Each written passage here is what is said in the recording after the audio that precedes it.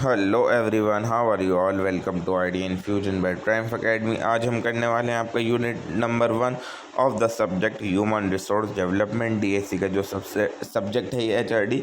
आज करने वाले हम इसकी सीरीज़ को स्टार्ट। तो वीडियो स्टार्ट होने से पहले चैनल को कर दिए सब्सक्राइब। टारगेट करते हैं 2K सब्सक्राइबर का इस एग्ज़ाम के होने से पहले। और जिसको भी नोट्स परचेज़ करने हैं नीचे टेलीग्राम का लिंक मिल जाएगा आपको डिस्क्रिप्शन में जाकर, आप वहां से जाकर नोट्स परचेज़ कर सकते हैं for the minimum price of 150 rupees.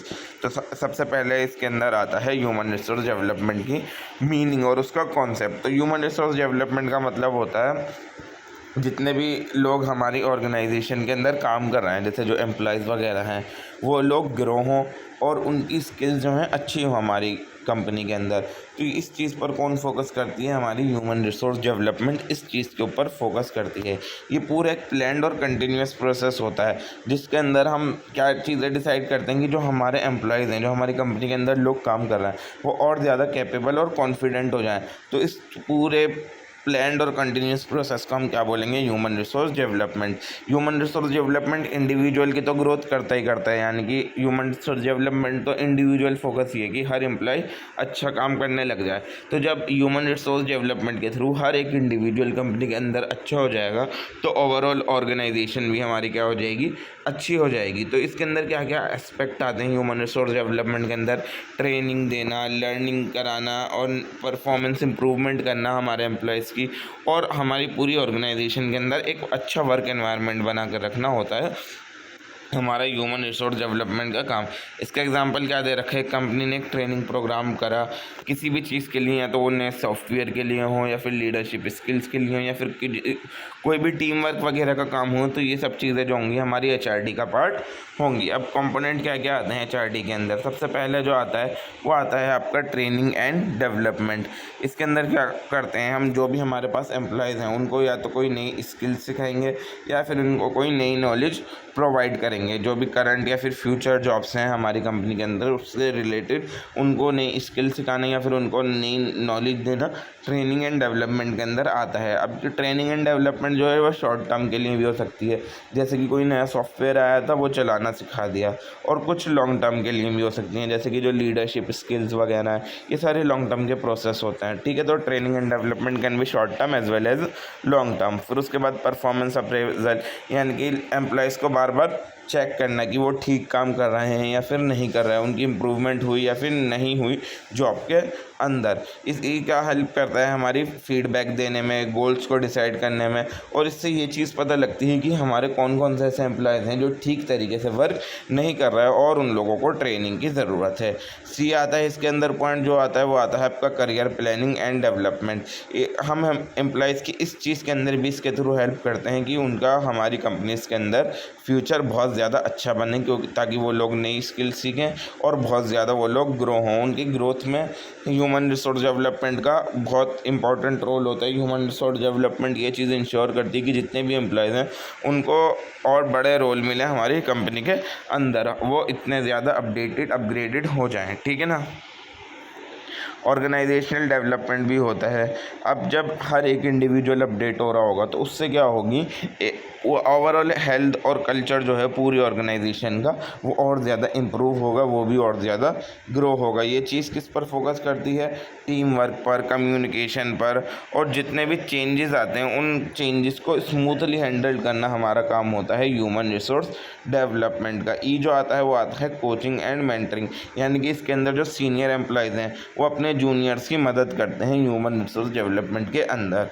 ठीक है, उनको चाहे उनका पर्सनल कोई मैटर हो या फिर प्रोफेशनल डेवलपमेंट से रिलेटेड कोई चीज़ें हो, तो जितने भी सीनियर्स होंगे वो उनको एडवाइस देंगे अपने जूनियर्स को एंड उनको सपोर्ट करेंगे। ठीक है, अब एवोल्यूशन किस तरीके से हुआ है कि किस तरीके से HRD time to time change होता गया है। तो 1900 से पहले देखें तो ये किस चीज़ पर फोकस था? ह्यूमन रिसोर्स डेवलपमेंट सिर्फ बेसिक लेबर वेलफेयर पर था, कि मतलब जो लेबर वर्क हैं, लेबर जो लोग हैं हमारे, उन लोगों के साथ कुछ गलत ना हो, सिर्फ इस चीज़ पर फोकस करती थी हमारी human resource development. Formal training पर बिल्कुल भी फोकस नहीं था उस टाइम पर। बस किस चीज़ पे फोकस थी कि जो लेबर वगैरह है उनके साथ कुछ गलत वगैरह ना हो, तो उस चीज़ से रिलेटेड थी। फिर 1900 से 1950 तक का टाइम आया। इसके अंदर पर्सनल मैनेजमेंट स्टार्ट हो गया, जैसे कि इसके अंदर हायरिंग से रिलेटेड चीज़ें आने लगी, वेजिस से रिलेटेड बातें सामने आने लगी। तो 1900 से 1950 तक पर्सनल मैनेजमेंट ये चीज़ें स्टार्ट हो गई। फिर आया 1950 से लेकर 1980 तक का दौर। फिर ये ऐसा दौर था जहाँ पर ट्रेनिंग एंड डेवलपमेंट को बहुत ज़्यादा इम्पोर्टेंस दी गई, जो कि एक HRD का बहुत इम्पोर्टेंट कंपोनेंट है। फिर 1980s के अंदर जो है HRD की जो टर्म है, ह्यूमन रिसोर्स डेवलपमेंट की जो टर्म है, वो इंट्रोड्यूस करी, और इस टर्म को इंट्रोड्यूस करने वाले इंसान का नाम था लियोनार्ड नेडलर। ठीक है ना, अगर आपको ये चीज़ याद रखनी चाहिए, बहुत इंपॉर्टेंट पॉइंट है कि HRD टर्म किसने बनाई थी, लियोनार्ड नेडलर ने। फिर उसके बाद टाइम टू टाइम आते आते HRD जो है हमारा ह्यूमन रिसोर्स डेवलपमेंट जो है वो और ज़्यादा स्ट्रक्चर्ड चीज़ होती गई। फिर 1990 से अगर हम अब करंट प्रेजेंट तक की बात करें तो ह्यूमन रिसोर्स डेवलप होते होते बहुत ज़्यादा स्ट्रेटेजिक हो गया। अब इसके अंदर बहुत ज़्यादा टेक्नोलॉजी वगैरह का भी इस्तेमाल किया जाने लगा, जैसे ई-लर्निंग या फिर ऑनलाइन ट्रेनिंग। तो हमारे ह्यूमन रिसोर्स डेवलपमेंट 1900 से लेकर 1900 से पहले से लेकर अब तक बहुत ज़्यादा चेंजेस आए हैं। तो ये बताता है हमारा एवोल्यूशन ऑफ HRD। ठीक है, अब क्यों ज़रूरी है हमारा HRD, उसकी नीड क्या है, ज़रूरत क्या है और इसकी सिग्निफिकेंस क्या है। सबसे पहले तो ये जितने भी हमारे एम्प्लॉयज़ हैं कंपनी के अंदर, उनकी स्किल्स को इम्प्रूव करेगा। एम्प्लॉयज़ को नई नई चीज़ें सीखने को मिलेंगी। जब उनको नई चीज़ें सीखने को मिलेंगी तो वो अपनी जॉब क्या करेंगे, ठीक ढंग से करेंगे।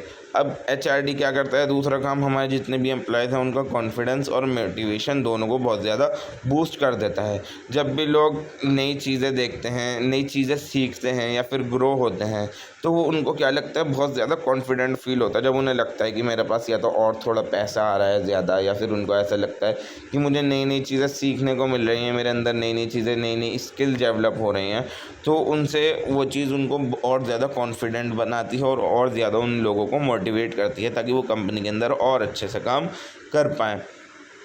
तीसरा आता है इसके अंदर बेटर परफॉर्मेंस, यानी कि जो हमारे वेल ट्रेंड एम्प्लॉयज़ हो जाएंगे, जिनको हमने अच्छे से ट्रेनिंग प्रोवाइड कर दी, वो और ज़्यादा एफिशिएंटली काम करेंगे हमारी कंपनी के अंदर। उन लोगों की परफॉर्मेंस और ज़्यादा अच्छी हो जाएगी और हेल्प ऑर्गेनाइजेशन ग्रो।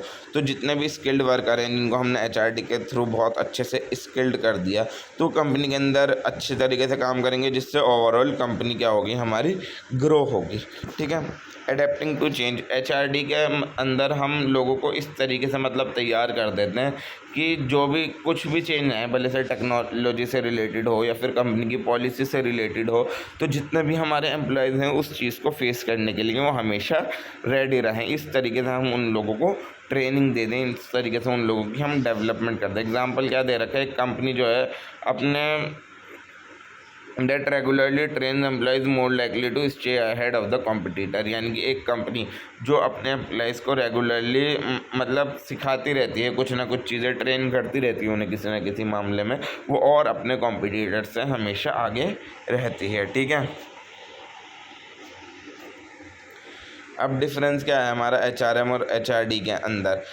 HRM की फुल फॉर्म होती है हमारी ह्यूमन रिसोर्स मैनेजमेंट, और HRD की फुल फॉर्म होती है हमारी human resource development. Human resource management सिर्फ किस चीज़ पर फोकस करता है, जो हमारे एम्प्लॉयज़ वगैरह हैं उन लोगों को मैनेज करने पर, जैसे कि उनको किस तरीके से हमें हायर करना है, क्या उनको सैलरी देनी है और उनके क्या रूल्स एंड रेगुलेशंस है। तो इस चीज़ को हमारा देखता है ह्यूमन रिसोर्स मैनेजमेंट। और ह्यूमन रिसोर्स डेवलपमेंट का काम ये होता है कि जितने भी एम्प्लॉयज़ हमारी कंपनी के अंदर हैं उन लोगों की ग्रोथ हो और उन लोगों का डेवलपमेंट हो। अब ह्यूमन रिसोर्स मैनेजमेंट तो हमारा एडमिनिस्ट्रेटिव फंक्शन है, ठीक है ना, और ह्यूमन रिसोर्स डेवलपमेंट क्या है, हमारा एक डेवलपमेंटल फंक्शन है जिसके अंदर लोगों का डेवलपमेंट होता है।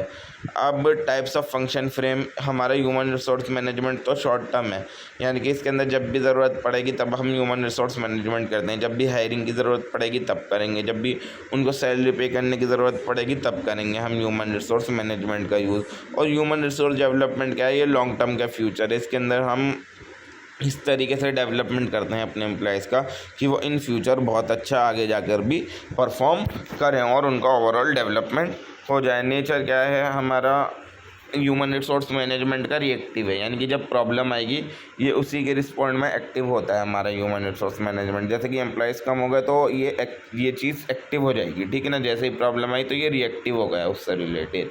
और ये होता है हमारा ह्यूमन रिसोर्स डेवलपमेंट होता है प्रोएक्टिव, यानी कि ये पहले से ही हर चीज़ के लिए तैयार करता है कि मतलब कभी भी ऐसी सिचुएशन आए तो हमारे पास एम्प्लॉयज़ रेडी हों किसी भी चीज़ के लिए, ठीक है। तो ये फ्यूचर की तैयारी करता है। स्कोप क्या है हमारा ह्यूमन रिसोर्स मैनेजमेंट का, नैरो है। इसका मेन काम क्या होता है, जो भी हमारा लिमिटेड स्टाफ है उसको मैनेज करना हमारा ह्यूमन रिसोर्स मैनेजमेंट का काम होता है। और ह्यूमन रिसोर्स डेवलपमेंट एक बहुत ज़्यादा वाइड कॉन्सेप्ट है। इसके अंदर ट्रेनिंग, परफॉर्मेंस, करियर, कल्चर, ये सारी चीज़ें इंक्लूड की जाती हैं, ठीक है। अब एचआर मैनेजर के रोल क्या होंगे हमारे एचआरडी के अंदर। तो एक एचआर मैनेजर बहुत ज़्यादा इंपॉर्टेंट रोल प्ले करता है हमारे एचआरडी के अंदर, और अलग अलग टाइप की ड्यूटीज़ प्ले करता है। जैसे कि वो ट्रेनिंग कोऑर्डिनेटर की, जैसे ट्रेनिंग कोऑर्डिनेटर का मतलब identify the skill employees need and arrange training programme, यानी कि सबसे पहले वो ये चीज़ देखता है कि हमारी कंपनीज़ के अंदर जितने भी एम्प्लॉयज़ हैं उनको किस किस स्किल की ज़रूरत है, तो वो उन स्किल्स को क्या करेगा, अरेंज करेगा, ठीक है। उन स्किल्स को रेडी करेगा, मतलब उन स्किल्स के लिए ट्रेनिंग प्रोग्राम वो इंसान रेडी कराएगा। तो एज अ ट्रेनिंग कोऑर्डिनेटर हमारा एचआर मैनेजर मदद करता है। दूसरा आ गया परफॉर्मेंस अप्रेजर, यानी कि एम्प्लॉयज़ की वो परफॉर्मेंस देखेगा कि कौन इंसान कितना अच्छे तरीके से काम कर रहा है और कौन कितना कम कर रहा है। तो जो इंसान जैसा भी काम कर रहा है वो उस इंसान को उस टाइप का फीडबैक देगा उसकी इम्प्रूवमेंट के लिए। करियर गाइड एम्प्लॉयज़ को उनके गोल्स, लाइफ से रिलेटेड गोल्स बनाने में और उनकी करियर ग्रोथ करने में मदद करता है हमारा ह्यूमन रिसोर्स मैनेजर। और चौथा आता है चेंज एजेंट, यानी कि जितने भी ऑर्गेनाइजेशन और एम्प्लॉय के बीच के अंदर चेंज होते हैं उस चीज़ को मैनेज करता है। यानी कि कुछ नई टेक्नोलॉजी आ गई है हमारी ऑर्गेनाइजेशन के अंदर जिससे हमारे एम्प्लॉयज़ क्या हैं, वाकिफ़ नहीं हैं, उनको अंडरस्टैंड नहीं कर सकते वो उस चीज़ को।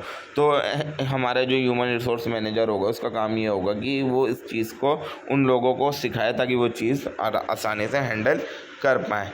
ई जो आता है इसके अंदर आता है एम्प्लॉय सपोर्टर। एक तरीके से एम्प्लॉयज़ को ये सपोर्ट करता है, मेक श्योर करता है कि हमारे एम्प्लॉयज़ जो है हमारी कंपनी से सेटिस्फाइड रहें, मोटिवेटेड रहें और हमेशा सपोर्टेड रहें।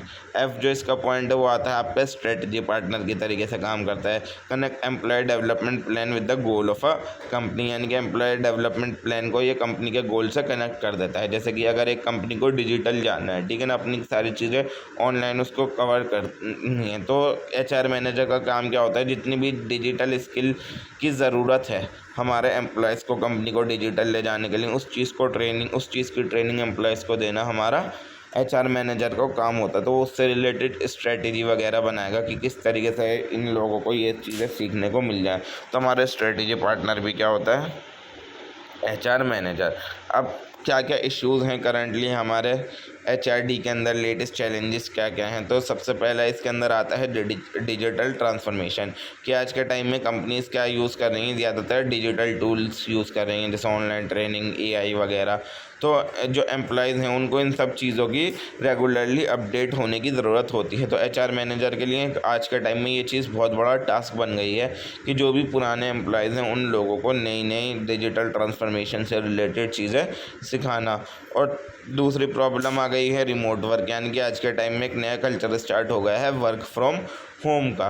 तो एचआरडी को, जो ह्यूमन रिसोर्स डेवलपमेंट को, एक ऐसा तरीका ढूंढना चाहिए कि यानी कि जो लोग वर्क फ्रॉम होम कर रहे हैं उन लोगों को वो घर बैठे बैठे ही ट्रेनिंग दे पाए। और उनको बट अगर जैसे कि इंसान आमने सामने हो, फेस टू फेस बात कर रहा हो, तो वो चीज़ समझाने में कोई दिक्कत भी नहीं होती। बट इंसान अगर दूर है, ठीक है, वो अपने घर पे बैठा है, मैं ऑनलाइन समझा रहा हूँ, तो हमारे बीच में कहीं ना कहीं कम्युनिकेशन गैप ज़रूर आ जाएगा। उनको हमारी बात समझने में, समझाने में बहुत ज़्यादा दिक्कत होगी। और तीसरा जो पॉइंट आता है डाइवर्सिटी एंड इंक्लूजन। ऑर्गेनाइजेशन के अंदर देखो अलग अलग टाइप के लोग होते हैं, हर किसी का बैकग्राउंड अलग होगा, हर किसी का कल्चर अलग होगा, जेंडर अलग अलग होंगे लोगों के, ठीक है। तो डाइवर्सिटी बहुत ज़्यादा होती है। तो एचआरडी का मेन ये काम होता है कि वो ये चीज़ इंश्योर करे कि हर इंसान को हम फेयरली ट्रीट करें और ट्रेन करें, ठीक है ना। किसी के साथ भी कुछ मतलब किसी को भी कम या ज़्यादा ना दिखाएं किसी की भी नज़र में। और फास्ट चेंजिंग स्किल्स, कुछ कुछ स्किल्स ऐसी होती हैं जिनको हैंड टू हैंड सीखना बहुत ज़्यादा ज़रूरी होता है। तो ये एक एचआरडी के लिए बहुत ज़्यादा हार्ड टास्क है कि मतलब जो क्विक स्किल्स होती हैं सीखने के लिए, उनको किस तरीके से, उन स्किल्स के लिए किस तरीके से ट्रेन किया जाए अपने एम्प्लॉयज़ को, ठीक है। तो उसके लिए क्या करना होगा, हमें कंटिन्यूस लर्निंग का प्रोसेस चलाना होगा इसके अंदर। तो इस वजह से ये एक पॉइंट होता है हमारा फास्ट चेंजिंग स्किल हमारे कॉन्टेम्प्रेरी इशू में। और उसके बाद आता है हमारा मेंटल हेल्थ एंड वेलबींग। जैसे कि एम्प्लॉयज़ हैं हमारा, उनको स्ट्रेस होता है, बर्नआउट होता है, वर्क लाइफ बैलेंस होता है, ये सब चीज़ें बहुत ज़्यादा इंपॉर्टेंट होती हैं। तो एक एचआरडी के अंदर इन सब चीज़ों का भी ध्यान रखना चाहिए। एचआरडी को फोकस करना चाहिए एम्प्लॉय के वेलनेस प्रोग्राम पर कि वो हमारी कंपनी से रिलेटेड कुछ परेशान तो नहीं है। और मैनेजिंग ग्लोबल वर्कफोर्स यानी कि एमएनसीज जितने भी हैं, उनको अपने एम्प्लॉयज़ की ट्रेनिंग की ज़रूरत है अलग अलग कंट्रीज़ के अंदर, ठीक है। और cross culture communication and flexibility भी एसेंशियल है, क्योंकि एमएनसीज के अंदर अलग अलग कंट्रीज़ आती हैं और अलग अलग कंट्रीज़ के अंदर उनके ऑफिसेज़ वगैरह बने हुए हैं। तो अलग अलग जगह पर अलग अलग लैंग्वेज वगैरह के लोग हैं, अलग अलग कल्चर के लोग हैं। तो क्रॉस कल्चरल कम्युनिकेशन भी बहुत ज़्यादा ज़रूरी है। तो समरी क्या आ गई इसकी, एचआरडी के कॉन्सेप्ट क्या आ गए। एचआरडी क्या था, हमारे एम्प्लॉयज़ की स्किल एंड पोटेंशियल को डेवलप करना। और कंपोनेंट क्या क्या है इसके अंदर, training, performance appraisal, career development, OD और मेंटरिंग। एवोल्यूशन क्या हुआ कि किस तरीके से लेबर वेलफेयर से लेकर आज के टाइम में हम स्ट्रेटेजिक डेवलपमेंट पर काम करना है। ज़रूरत क्या थी इस चीज़ की, ताकि स्किल्स अच्छी हों, एम्प्लॉय मोटिवेट रहें, उनका परफॉर्मेंस अच्छा हो और अडेप्टेबिलिटी हो उन लोगों में। एचआरएम और एचआरडी के अंदर क्या फ़र्क था, एचआरएम क्या है एडमिनिस्ट्रेटिव और एचआरडी क्या है लॉन्ग टर्म ग्रोथ पर फोकस करता है। एचआर मैनेजर का रोल क्या है, as a trainer, appraiser, guide, change manager और सपोर्टर के तरह काम करता है। आज के टाइम में इश्यूज़ क्या क्या है हमारे ह्यूमन रिसोर्स डेवलपमेंट के अंदर, डिजिटल चेंज आ गए हैं, रिमोट वर्क हो गया है, डाइवर्सिटी हो गई है, वेलनेस का ध्यान रखना बहुत ज़्यादा ज़रूरी है और ग्लोबल वर्कफोर्स। तो यहाँ से हो गया हमारा यूनिट नंबर 1। अब नेक्स्ट वीडियो के अंदर करते हैं आपका यूनिट नंबर 2 स्टार्ट। बने रहिएगा तब तक हमारे चैनल आईडी इन्फ्यूजन के साथ। और हमारा चैलेंज याद रखें, हमें करना है 2000 सब्सक्राइबर हमारे इस डीएससी के एग्ज़ाम के होने से पहले तो करवा दीजिए। Thank you so much for watching. मिलते हैं यूनिट नंबर 2 के साथ कुछ ही देर में। Hello everyone, how are you all, welcome to idea infusion by Prime Academy. आज हम करने वाले हैं आपका unit number 2 of the subject human resource development. Video start होने से पहले चैनल को कर दीजिए सब्सक्राइब। हम करते हैं चैलेंज 2 के सब्सक्राइबर का आपके डीएसई के एग्ज़ाम से पहले, यानी ह्यूमन रिसोर्स डेवलपमेंट एग्ज़ाम से पहले। तो करवा दीजिए आप हमारे 2 के सब्सक्राइबर। और जिसको भी नोट्स परचेज़ करने हों, नीचे टेलीग्राम का लिंक है, जाकर for the minimum amount of ₹150 वो नोट्स परचेज कर सकता है। तो सबसे इसके अंदर जो इस चैप्टर का नाम है, यूनिट का नाम है, वो है स्ट्रेटेजिक पर्सपेक्टिव इन एचआरडी। अब इसके अंदर अलग अलग स्ट्रेटेजिक कॉन्सेप्ट हैं एचआरडी के, तो उसको समझते हैं। तो स्ट्रेटेजिक ह्यूमन रिसोर्सेज डेवलपमेंट क्या होता है। स्ट्रेटेजिक ह्यूमन रिसोर्सेज डेवलपमेंट होता है हमारा refers to planning HRD activities in a way that support long term goals of the organisation. यानी इसके अंदर ये सेम टू सेम एचआरडी होता है, बट इसको हम थोड़ा सिस्टमेटिक तरीके से करते हैं, थोड़ा स्ट्रेटेजिक तरीके से करते हैं, ताकि जो हमारी कंपनी के ऑर्गेनाइजेशन के जो लॉन्ग टर्म गोल है ना, वो चीज़ अचीव हो जाए। बट थोड़ा एचआरडी का अच्छा तरीका हम बोल सकते हैं क्या कहलाया जाता है, स्ट्रेटेजिक एचआरडी, ठीक है ना। एक प्लान तरीका, एक स्ट्रेटेजिक तरीका एचआरडी का स्ट्रेटेजिक एचआरडी कहलाया जाता है। ये एम्प्लॉयज़ के तो डेवलपमेंट पर ध्यान देता ही देता है, साथ साथ उसको हमारी बिजनेस स्ट्रेटेजी से भी कनेक्ट कर देता है। हम ये सोचते हैं कि मतलब एम्प्लॉयज़ का डेवलपमेंट तो हो ही हो, साथ में हमारे बिजनेस का भी फ़ायदा हो जाए। ये सिर्फ एम्प्लॉय के परफॉर्मेंस तक ही इंक्लूड नहीं है, जिस तरीके से एचआरडी जो था सिर्फ एम्प्लॉयज़ के परफॉर्मेंस तक इंक्लूड था ना, ये साथ साथ इस चीज़ पर भी इंक्लूड है कि यह पूरी फ्यूचर कैपेबिलिटीज़ हमारी बिज़नेस की अच्छी करे, कि मतलब हमारा बिज़नेस जो है वो फ्यूचर में और ज़्यादा ग्रो हो। के साथ साथ इस चीज़ पर भी फोकस करता है। अगर सिंपल वर्ड के अंदर समझे जाएँ तो स्ट्रेटेजिक एचआरडी का मतलब होता है एम्प्लॉयज़ को इस तरीके से ट्रेन करना, इस तरीके से डेवलपमेंट करना कि एम्प्लॉयज़ का तो फ़ायदा हो जिससे उनके साथ साथ हमारी कंपनी भी ग्रो हो जाए लॉन्ग टर्म के लिए, ठीक है ना। ये होता है हमारा स्ट्रेटेजिक एचआरडी। अब फीचर्स क्या क्या हैं हमारे एचआरडी के, स्ट्रेटेजिक एचआरडी के। Align HRD activities with company goal. सबसे पहले तो ये क्या करता है, जितनी भी एचआरडी की एक्टिविटीज़ हैं उनको किससे कनेक्ट कर देता है, हमारी कंपनी के गोल से कनेक्ट कर देता है स्ट्रेटेजिक एचआरडी। और ये साथ साथ किस पर फोकस करता है, हमारा फ्यूचर चैलेंजेस पर और फ्यूचर की अपॉर्चुनिटीज़ पर कि फ्यूचर के अंदर हमारे क्या क्या चैलेंजेस आने वाले हैं, हमें क्या क्या अपॉर्चुनिटीज़ मिलने वाली हैं, ये सब चीज़ें प्रिडिक्ट कर ये इस चीज़ पर थोड़ा फोकस करता है, ठीक है। और कॉम्पिटिटिव एडवांटेजेस लेता है या क्योंकि इनके पास स्किल्ड पीपल तो होंगे ही। जब वो एचआरडी का यूज़ करेंगे तो हमारी कंपनी के अंदर ज़्यादातर मोस्टली कैसे लोग आ जाएंगे, स्किल्ड पीपल आ जाएंगे। तो स्किल्ड पीपल के बाद जब हमारी कंपनी के अंदर होंगे तो हमारी कंपनी के पास क्या होगा, कॉम्पिटिटिव एडवांटेज, यानी कि एक तरीके से और कंपनीज़ के अलावा हमारे पास ज़्यादा एक फ़ायदेमंद चीज़ होगी क्योंकि हमारे पास सबसे बेहतर एम्प्लॉयज़ हैं।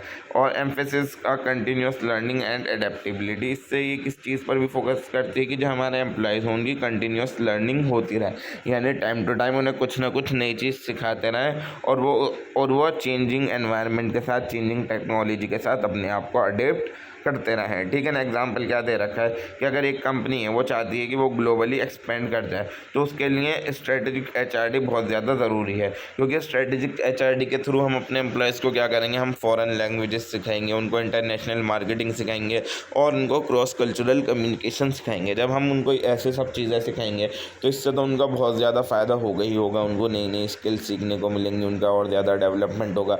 बस इससे हमारी कंपनी को भी बहुत ज़्यादा फ़ायदा होगा क्योंकि हमारे पास हमें डेवलप्ड एम्प्लॉय मिलेंगे, स्किल्ड एम्प्लॉय मिलेंगे जिनको फॉरेन लैंग्वेजेस आती हों, जिनको क्रॉस कल्चरल कम्युनिकेशन आता हो, जिनको इंटरनेशनल मार्केटिंग आती हो। इस चीज़ के थ्रू क्या होगा, वो हमारी कंपनी को ग्रो होने में मदद करेंगे, ठीक है।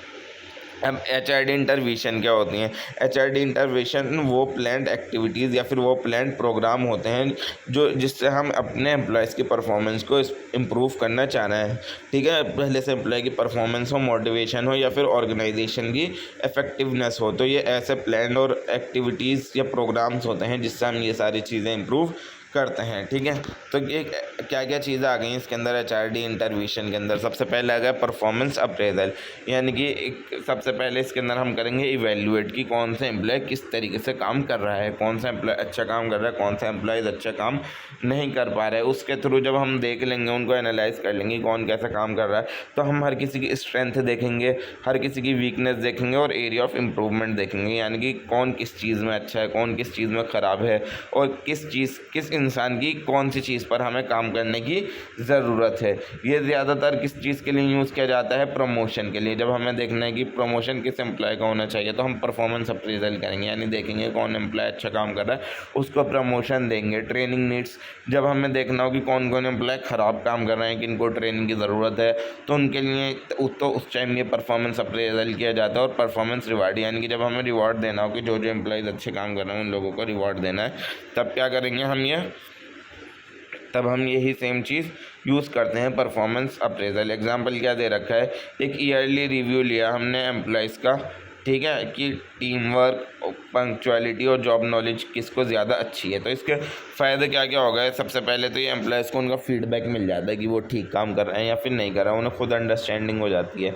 सेट्स परफॉर्मेंस स्टैंडर्ड, जब हम परफॉर्मेंस अप्रेजल करेंगे, जो अच्छे काम कर रहे हैं उनको रिवार्ड देंगे, तो उन लोगों के दिमाग में और एम्प्लॉयज़ के दिमाग में स्टैंडर्ड सेट हो जाएंगे कि अगर हम भी इस तरीके से काम करें तो हमें भी ये रिवार्ड्स मिल सकते हैं।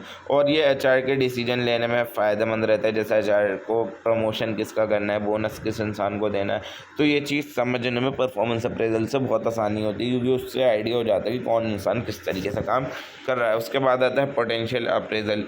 इससे जो है ये चीज़ क्या मेजर करती है, future potential of an employee की। ये सिर्फ करंट परफॉर्मेंस पर फोकस नहीं होती, ये फ्यूचर पर फोकस होती है। ये इस चीज़ की मदद करती है कि कौन एम्प्लॉय ऐसा है जो हमारी कंपनी के अंदर आगे जाके फ्यूचर लीडर बन सकता है, या फिर कौन सा कैंडिडेट ऐसा है हमारे एम्प्लॉयज़ के अंदर जो बड़ी बड़ी रिस्पॉन्सिबिलिटीज़ उठाने के काबिल है। जैसे कि एक जूनियर मैनेजर है जिसके अंदर बहुत अच्छी अच्छी लीडरशिप स्किल है, तो हम उसको क्या करेंगे, कंसीडर करेंगे कि ये आगे जाके एक सीनियर रोल ले सकता है, क्योंकि इसके अंदर एक पोटेंशियल अप्रेजल के थ्रू, ठीक है, पोटेंशियल अप्रेजल के थ्रू हम क्या करेंगे, ये चीज़ एक तरीके से प्रेडिक्ट कर लेंगे, उसको कंसीडर कर लेंगे कि इस इंसान को आगे जाकर मतलब हमारी कंपनी के अंदर अच्छी पोजीशन पर आ सकते हैं। इसके फ़ायदे क्या होते हैं कि सक्सेशन प्लानिंग के काम आता है, कि मतलब जैसे आगे जाकर हमारी कंपनी के लीडर्स किसको बनना है, या फिर हाई पोटेंशियल एम्प्लॉयज़ को ये अर्ली पहले ही आइडेंटिफाई कर लेता है, कि इससे हमें पता लग जाता है कि कौन कौन से एम्प्लॉयज़ बहुत अच्छे हैं।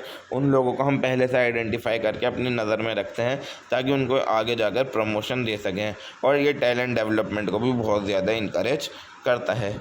अब उसके बाद आता है performance coaching and feedback. Performance coaching का मतलब क्या होता है, एक मैनेजर जो होता है वो अपने एम्प्लॉयज़ को उनकी परफॉर्मेंस इम्प्रूव करने में मदद करता है। किस तरीके से करता है, उनको गाइडेंस देगा, उनको मोटिवेट करेगा, उनको सपोर्ट करेगा, तो इस चीज़ को हम बोलेंगे परफॉर्मेंस कोचिंग। फीडबैक का मतलब होता है कि कौन इंसान कैसा काम कर रहा है, कहाँ पर किस इंसान को इम्प्रूवमेंट की ज़रूरत है, वो चीज़ हमने अपने उस एम्प्लॉय को प्रॉपर्ली बता दी, क्लियरली कम्युनिकेट कर दी, इस चीज़ को हम बोलेंगे फीडबैक। यानी कि इसका एग्जांपल क्या दे देते हैं कि एक टीम लीडर अपनी टीम को, नए मेंबर्स को एडवाइस दे रहा है कि किस तरीके से टाइम को बेटर आप मैनेज कर सकते हो और क्लाइंट्स को किस तरीके से हैंडल करना है, तो ये टाइप क्या होगा, हमारे टाइप का परफॉर्मेंस कोचिंग हो गया। अब बेनिफिट्स क्या क्या होते हैं इसका, ये मैनेजर और एम्प्लॉय के बीच में भरोसा बढ़ाता है। जब दोनों आपस के अंदर इतना ज़्यादा डिस्कशन करेंगे तो उन दोनों के बीच में क्या होगा, ट्रस्ट बिल्ड होगा, और इससे फास्टर इम्प्रूवमेंट होती है। जब पर्सनल गाइडेंस मिलेगी एम्प्लॉयज़ को तो वो अच्छी तरीके से इम्प्रूव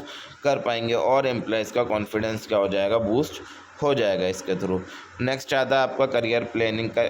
इसकी process where employees plan their future. ये एक ऐसा प्रोसेस है जिसके अंदर एम्प्लॉयज़ अपने फ्यूचर के बारे में सोचते हैं, भले से वो जॉब रोल से रिलेटेड हो, स्किल से रिलेटेड हो, या फिर गोल से रिलेटेड हो। करियर प्लानिंग का मतलब HR support them by offering guidance, training and opportunities. तो एचआर किस तरीके से करियर प्लानिंग को सपोर्ट करते हैं, उनको गाइडेंस प्रोवाइड करते हैं, ट्रेनिंग देते हैं एंड अपॉर्चुनिटीज़ देते हैं। एग्जांपल क्या होगा, एक सॉफ्टवेयर इंजीनियर है जो कंपनी का प्रोजेक्ट मैनेजर बनना चाहता है, तो उसको किस तरीके से ट्रेनिंग लेनी पड़ेगी लीडरशिप एंड कम्युनिकेशन के अंदर, ताकि वो आगे जाकर और ग्रो हो। इसी चीज़ को हम क्या बोलेंगे, करियर प्लानिंग बोलेंगे। इसके बेनिफिट्स क्या क्या हैं, फ़ायदे क्या क्या हैं। लॉन्ग टर्म कमिटमेंट को ये चीज़ इनकरेज करती है, एम्प्लॉय को ग्रो करने में मदद करती है कंपनी के साथ, और एम्प्लॉय के फ्यूचर रूल्स के लिए हेल्प करती है, तैयार करती है हमारे एम्प्लॉयज़ को, ठीक है। अब ट्रेनिंग है, ट्रेनिंग एक ऐसा शॉर्ट टर्म प्रोसेस है जहाँ पर हमारे एम्प्लॉयज़ नई स्किल सीखते हैं, नॉलेज सीखते हैं, या फिर अपने बिहेवियर को अच्छा करते हैं, अपने परफॉर्मेंस को इम्प्रूव करते हैं, जिस प्रोसेस के थ्रू, उस प्रोसेस को बोलते हैं हम ट्रेनिंग। अब ट्रेनिंग दोनों टाइप की हो सकती है हमारी, ऑन द जॉब ट्रेनिंग भी हो सकती है, ऑफ द जॉब ट्रेनिंग भी हो सकती है। ऑन द जॉब ट्रेनिंग वो होती है जो हम काम करते करते सीखते हैं, मतलब काम भी कर रहे हैं और साथ में ट्रेनिंग भी ले रहे हैं, वो हो गई on the job. Of the job हो गई कि काम से अलग हटकर हम किसी चीज़ की ट्रेनिंग ले रहे हैं, वो क्या हो गया, हमारा ऑफ द जॉब ट्रेनिंग है। अब ट्रेनिंग का एग्जांपल क्या होगा, जैसे कोई एम्प्लॉय है वो नया सॉफ्टवेयर चलाना सीख रहा है, तो हम क्या बोलेंगे, वो ट्रेनिंग ले रहा है नया सॉफ्टवेयर चलाने के लिए, या फिर कस्टमर हैंडलिंग सीख रहा है तो कि वो ट्रेनिंग ले रहा है कस्टमर हैंडलिंग के लिए, ठीक है ना। फ़ायदे क्या क्या हैं इसके, कि प्रोडक्टिविटी को अच्छा करता है, एरर और कंप्लेंट्स को रिड्यूस करता है, और कॉन्फिडेंस को बढ़ाता है एम्प्लॉयज़ के अंदर। सिस्टम डेवलपमेंट, अब इसका नेक्स्ट पॉइंट आता है, क्रिएटिंग और improving HR system and processes that support development. यानी एचआर सिस्टम और प्रोसेसेस जो भी हैं हमारी ऑर्गेनाइजेशन के अंदर, उस चीज़ को इम्प्रूव करना ताकि हमारे एम्प्लॉयज़ का डेवलपमेंट और ज़्यादा अच्छे से हो। एग्जाम्पल इसके अंदर क्या आएगा, जैसे लर्निंग मैनेजमेंट सिस्टम होता है, एलएमएस सिस्टम, एचआर सॉफ्टवेयर बनाने, अप्रेजल सिस्टम बनाना, तो अलग अलग टाइप के सिस्टम होते हैं जो हमारे एचआरडी, स्ट्रेटेजिक एचआरडी का पार्ट होते हैं। जैसे एग्जाम्पल क्या आएगा कि हम किसी ऑनलाइन सिस्टम का इस्तेमाल कर रहे हैं एम्प्लॉयज़ को ट्रैक करने में, उनके ट्रेनिंग को ट्रैक करने में, उनके प्रोग्रेस को ट्रैक करने में, तो ये सारी चीज़ें क्या हो गई, हमारी सिस्टम डेवलपमेंट का पार्ट हो गई। इसके फ़ायदे क्या क्या होंगे, इससे एफिशिएंसी अच्छी होगी सबसे पहली बात तो, और जो एचआरडी प्रोसेस है वो बहुत ज़्यादा ऑर्गेनाइज्ड और ट्रैकेबल हो जाएगा। इससे क्या होगा, एक स्ट्रक्चर्ड अप्रोच बन जाएगा लर्निंग के लिए हमारी। रिवॉर्ड्स, इसके फ़ायदे क्या क्या होंगे, प्रोवाइड रिकग्निशन और benefit to employee for their work. यानी रिवॉर्ड का मतलब क्या है कि जो भी हमारे एम्प्लॉयज़ हैं, जो भी अच्छा काम कर रहे हैं, उन लोगों को उनका रिकग्निशन प्रोवाइड करना या फिर उन लोगों को उसका फ़ायदा पहुंचाना, बेनिफिट पहुंचाना रिवॉर्ड का पार्ट होता है। अब रिवॉर्ड हमारा फाइनेंशियल भी हो सकता है और नॉन फाइनेंशियल भी हो सकता है। फाइनेंशियल के अंदर हम उनको बोनस दे रहे हैं, इंसेंटिव दे रहे हैं, मतलब मॉनेटरी टर्म में कुछ भी दे रहे हैं हम उन्हें, वो हो गया हमारा फाइनेंशियल इंसेंटिव। और नॉन फाइनेंशियल क्या हो गया हमारा, जैसे उनको अवार्ड देना या फिर उनको अप्रिशिएट करना, एम्प्लॉय ऑफ द ईयर वगैरह जिनको बोला जाता है। तो ये सब चीज़ें हो गई हमारी नॉन फाइनेंशियल। एग्जाम्पल क्या आ गया देखिए, एम्प्लॉय ऑफ द मंथ जो आ गया वो एक टाइप का हमारा क्या है, नॉन फाइनेंशियल है। या फिर परफॉर्मेंस बोनस जो है, ये उसने परफॉर्म अच्छा करा इस महीने तो उसको बोनस एक्स्ट्रा मिला। तो ये सब चीज़ें क्या होती हैं, रिवॉर्ड होती हैं हमारे स्ट्रेटेजिक HRD के अंदर। अब इसके फ़ायदे क्या क्या हैं, बेनिफिट्स क्या क्या हैं। एम्प्लॉयज़ को सबसे पहले तो ये मोटिवेट करेगी, ये लोग मोटिवेट हो जाएंगे कि किस तरीके से हम बेहतर काम करें और अपने आप को ग्रो करें ताकि हमें और ज़्यादा रिवार्ड्स मिलें। और इंक्रीज जॉब सेटिस्फेक्शन, इनसे जब उनको रिवॉर्ड्स मिलेंगे तो उनकी जॉब सेटिस्फेक्शन बनी रहेगी, वो जॉब छोड़कर जाना नहीं चाहेंगे। इनकरेज हेल्दी कंपटीशन, इससे हमारी ऑर्गेनाइजेशन के अंदर एक हेल्दी कंपटीशन पैदा होगा कि हर कोई एक दूसरे से बेहतर काम करने की कोशिश करेगा। अब एम्प्लॉय वेलफेयर नया पॉइंट आता है। एम्प्लॉय वेलफेयर के अंदर वो एक्टिविटीज़ वो फैसिलिटीज़ आती हैं जो ये इंश्योर करती हैं कि जो हमारे एम्प्लॉयज़ हैं उनका वेलबींग ठीक रहे और वो कंफर्टेबली काम करते रहें, उनको कोई परेशानी ना हो हमारी ऑर्गेनाइजेशन के अंदर। अब इसके अंदर सारी चीज़ें इंक्लूड होंगी। अब उनकी भले से हेल्थ केयर की फैसिलिटी हो, सेफ्टी की, कैंटीन की, रिक्रिएशन की, काउंसलिंग की, ये सारी फैसिलिटी हमारी एम्प्लॉय वेलफेयर का पार्ट होती हैं। जैसे कि हम अपने एम्प्लॉयज़ का फ्री हेल्थ चेकअप कराना है, या फिर उनको फ्लेक्सिबल वर्क आवर्स प्रोवाइड करना है, या फिर उनको डे केयर फैसिलिटी प्रोवाइड कराना है। तो जो भी एम्प्लॉय के फ़ायदे के लिए हम चीज़ें प्रोवाइड करते हैं वो हमारी किसके अंदर आती हैं, एम्प्लॉय वेलफेयर के अंदर आती हैं। और इसके फ़ायदे क्या क्या हैं, इससे स्ट्रेस कम होगा, एम्प्लॉयज़ की लॉयल्टी बढ़ेगी कंपनी की तरफ, और उनका पूरा ओवरऑल मोरल क्या होगा, इम्प्रूव होगा। अब वर्क लाइफ बैलेंस क्या होता है, ensuring employees can balance their work duties with personal life. Work life balance का मतलब होता है जो एम्प्लॉयज़ हैं उनकी जो वर्क ड्यूटीज़ हैं और उनकी जो पर्सनल लाइफ हैं वो दोनों चीज़ें क्या रहें, मैनेज रहें। उनकी पर्सनल लाइफ भी और साथ साथ उनकी जॉब के अंदर जो ड्यूटी है दोनों चीज़ें क्या रहें, मैनेज रहें। ये हमारा क्या कहलाया जाता है, वर्क लाइफ बैलेंस कहलाया जाता है। तो ये ह्यूमन रिसोर्स डेवलपमेंट के अंदर हेल्प करता है, किस तरीके से कोई इंसान अपना वर्क लाइफ बैलेंस कर सकता है। अगर उसको फ्लेक्सिबल शेड्यूल मिले, उसे काम करने की अपनी चॉइस मिले कि वो किसी भी टाइम काम कर सकता है, अगर रिमोट वर्क हो और अगर टाइम ऑफ पॉलिसीज़ हों, तो इससे जो है एम्प्लॉयज़ का जो है वो बना रहेगा, बैलेंस एक तरीके से बना रहेगा। एग्जाम्पल क्या है, एक कंपनी अपने एम्प्लॉयज़ को अलाउ करती है कि वर्क फ्रॉम होम करे 2 दिन तक, मतलब वीक के अंदर 2 दिन वो वर्क फ्रॉम होम कर सकती है। तो उससे क्या रहेगा, उसका वर्क लाइफ बैलेंस अच्छा ठीक से बना रहेगा। बेनिफिट क्या क्या होंगे, बर्नआउट कम होगा, एम्प्लॉयज़ की हैप्पीनेस बढ़ेगी और प्रोडक्टिविटी एंड रिटेंशन बढ़ेगी। अब समरी टेबल इसके अंदर देखें, इस चैप्टर के अंदर क्या क्या चीज़ों की बात करी। सबसे पहले हमने बात करी स्ट्रेटेजिक HRD की, यानी कि एम्प्लॉय डेवलपमेंट को बिजनेस गोल्स के साथ कनेक्ट कर देना हमारा क्या कहलाया जाता है, स्ट्रेटेजिक HRD कहलाया जाता है। परफॉर्मेंस अप्रेजल का मतलब यानी कि जो हमारे एम्प्लॉयज़ काम कर रहे हैं उनकी जॉब परफॉर्मेंस को इवेल्युएट करना, उनको चेक करना कि वो ठीक तरीके से काम कर रहे हैं या नहीं कर रहे हैं। अगर अच्छा कर रहे हैं तो उनको अप्रेजल देना, रिवॉर्ड देना, और अगर नहीं कर रहा है तो उनको फीडबैक प्रोवाइड करना और उनको ट्रेनिंग देना उस चीज़ के अंदर ठीक होने के लिए। पोटेंशियल अप्रेजल क्या होता है कि identifies ability for future roles की, इसके अंदर हम देखते हैं कि किसके अंदर ऐसा पोटेंशियल है जो हमारी कंपनी के अंदर जाके एक अच्छा आगे गोल मैनेजर बन सकता है या फिर बड़ी पोस्ट ले सकता है। कोचिंग एंड फीडबैक का मतलब क्या है कि हमारा जो HR मैनेजर होगा वो क्या करेगा, देखेगा हमारे एम्प्लॉयज़ क्योंकि कौन एम्प्लॉयज़ जो हैं उनको मतलब कोचिंग देगा, एक तरीके से उनको मेंटर करेगा, उनको सपोर्ट करेगा हर चीज़ के अंदर, और उनके काम के बदले में उनको फीडबैक प्रोवाइड करेगा कि आप लोग ठीक काम कर रहे हो या फिर नहीं कर रहे। करियर प्लानिंग का मतलब क्या होता है कि एम्प्लॉयज़ की मदद करता है करियर प्लानिंग की, वो कंपनी के अंदर रहते रहते ग्रो हों। और ट्रेनिंग क्या होती है, build necessary job skill and knowledge, यानी कि वो जॉब स्किल या फिर नॉलेज जो हर एम्प्लॉयज़ के पास होनी ज़रूरी है हमारी ऑर्गेनाइजेशन के अंदर रहने के लिए, वो उस चीज़ को सिखाना क्या कहलाया जाता है, ट्रेनिंग। सिस्टम डेवलपमेंट का मतलब एक प्रॉपर ह्यूमन रिसोर्स सिस्टम हमारे ऑर्गेनाइजेशन के अंदर होना सिस्टम डेवलपमेंट का पार्ट होता है। रिवॉर्ड का मतलब क्या, रिवॉर्ड से क्या होता है, जो हमारे एम्प्लॉयज़ होते हैं हम उनको इंसेंटिव देते हैं, हम उनको फ़ायदा पहुँचाते हैं, इससे वो क्या होते हैं, मोटिवेट होते हैं और उनकी जॉब सेटिस्फेक्शन बढ़ती है। एम्प्लॉय वेलफेयर का मतलब जैसे कि हम उनके हेल्थ के, सेफ्टी के एंड कंफर्ट के प्रोग्राम्स करा रहे हैं जो हमारे एम्प्लॉयज़ हैं उन लोगों के लिए, ये होगा हमारा employee welfare. Work life balance क्या होता है? वर्क को मतलब अपने काम को अपनी पर्सनल लाइफ के साथ दोनों को मैनेज करके रखना क्या कहलाया जाता है? वर्क लाइफ बैलेंस कहलाया जाता है। तो यहीं तक होता है हमारा यूनिट 2 ख़त्म। वीडियो पसंद आई हो तो वीडियो को लाइक करें, चैनल को सब्सक्राइब करें। मैं मिलता हूँ जल्द आपको यूनिट नंबर 3 के साथ। करा दीजिए आप हमारे 2 के subscriber. Thank you so much for watching my video. Hello everyone, how are you all? Welcome to ID Infusion by Triumph academy. आज हम करने वाले हैं आपका unit number 3 of the subject human resource development. आज की वीडियो स्टार्ट होने से पहले मैं चाहता हूं आप लोग वीडियो स्टार्ट होने से पहले ही चैनल को सब्सक्राइब कर दें, क्योंकि हमारा चैलेंज है 2 के सब्सक्राइबर का।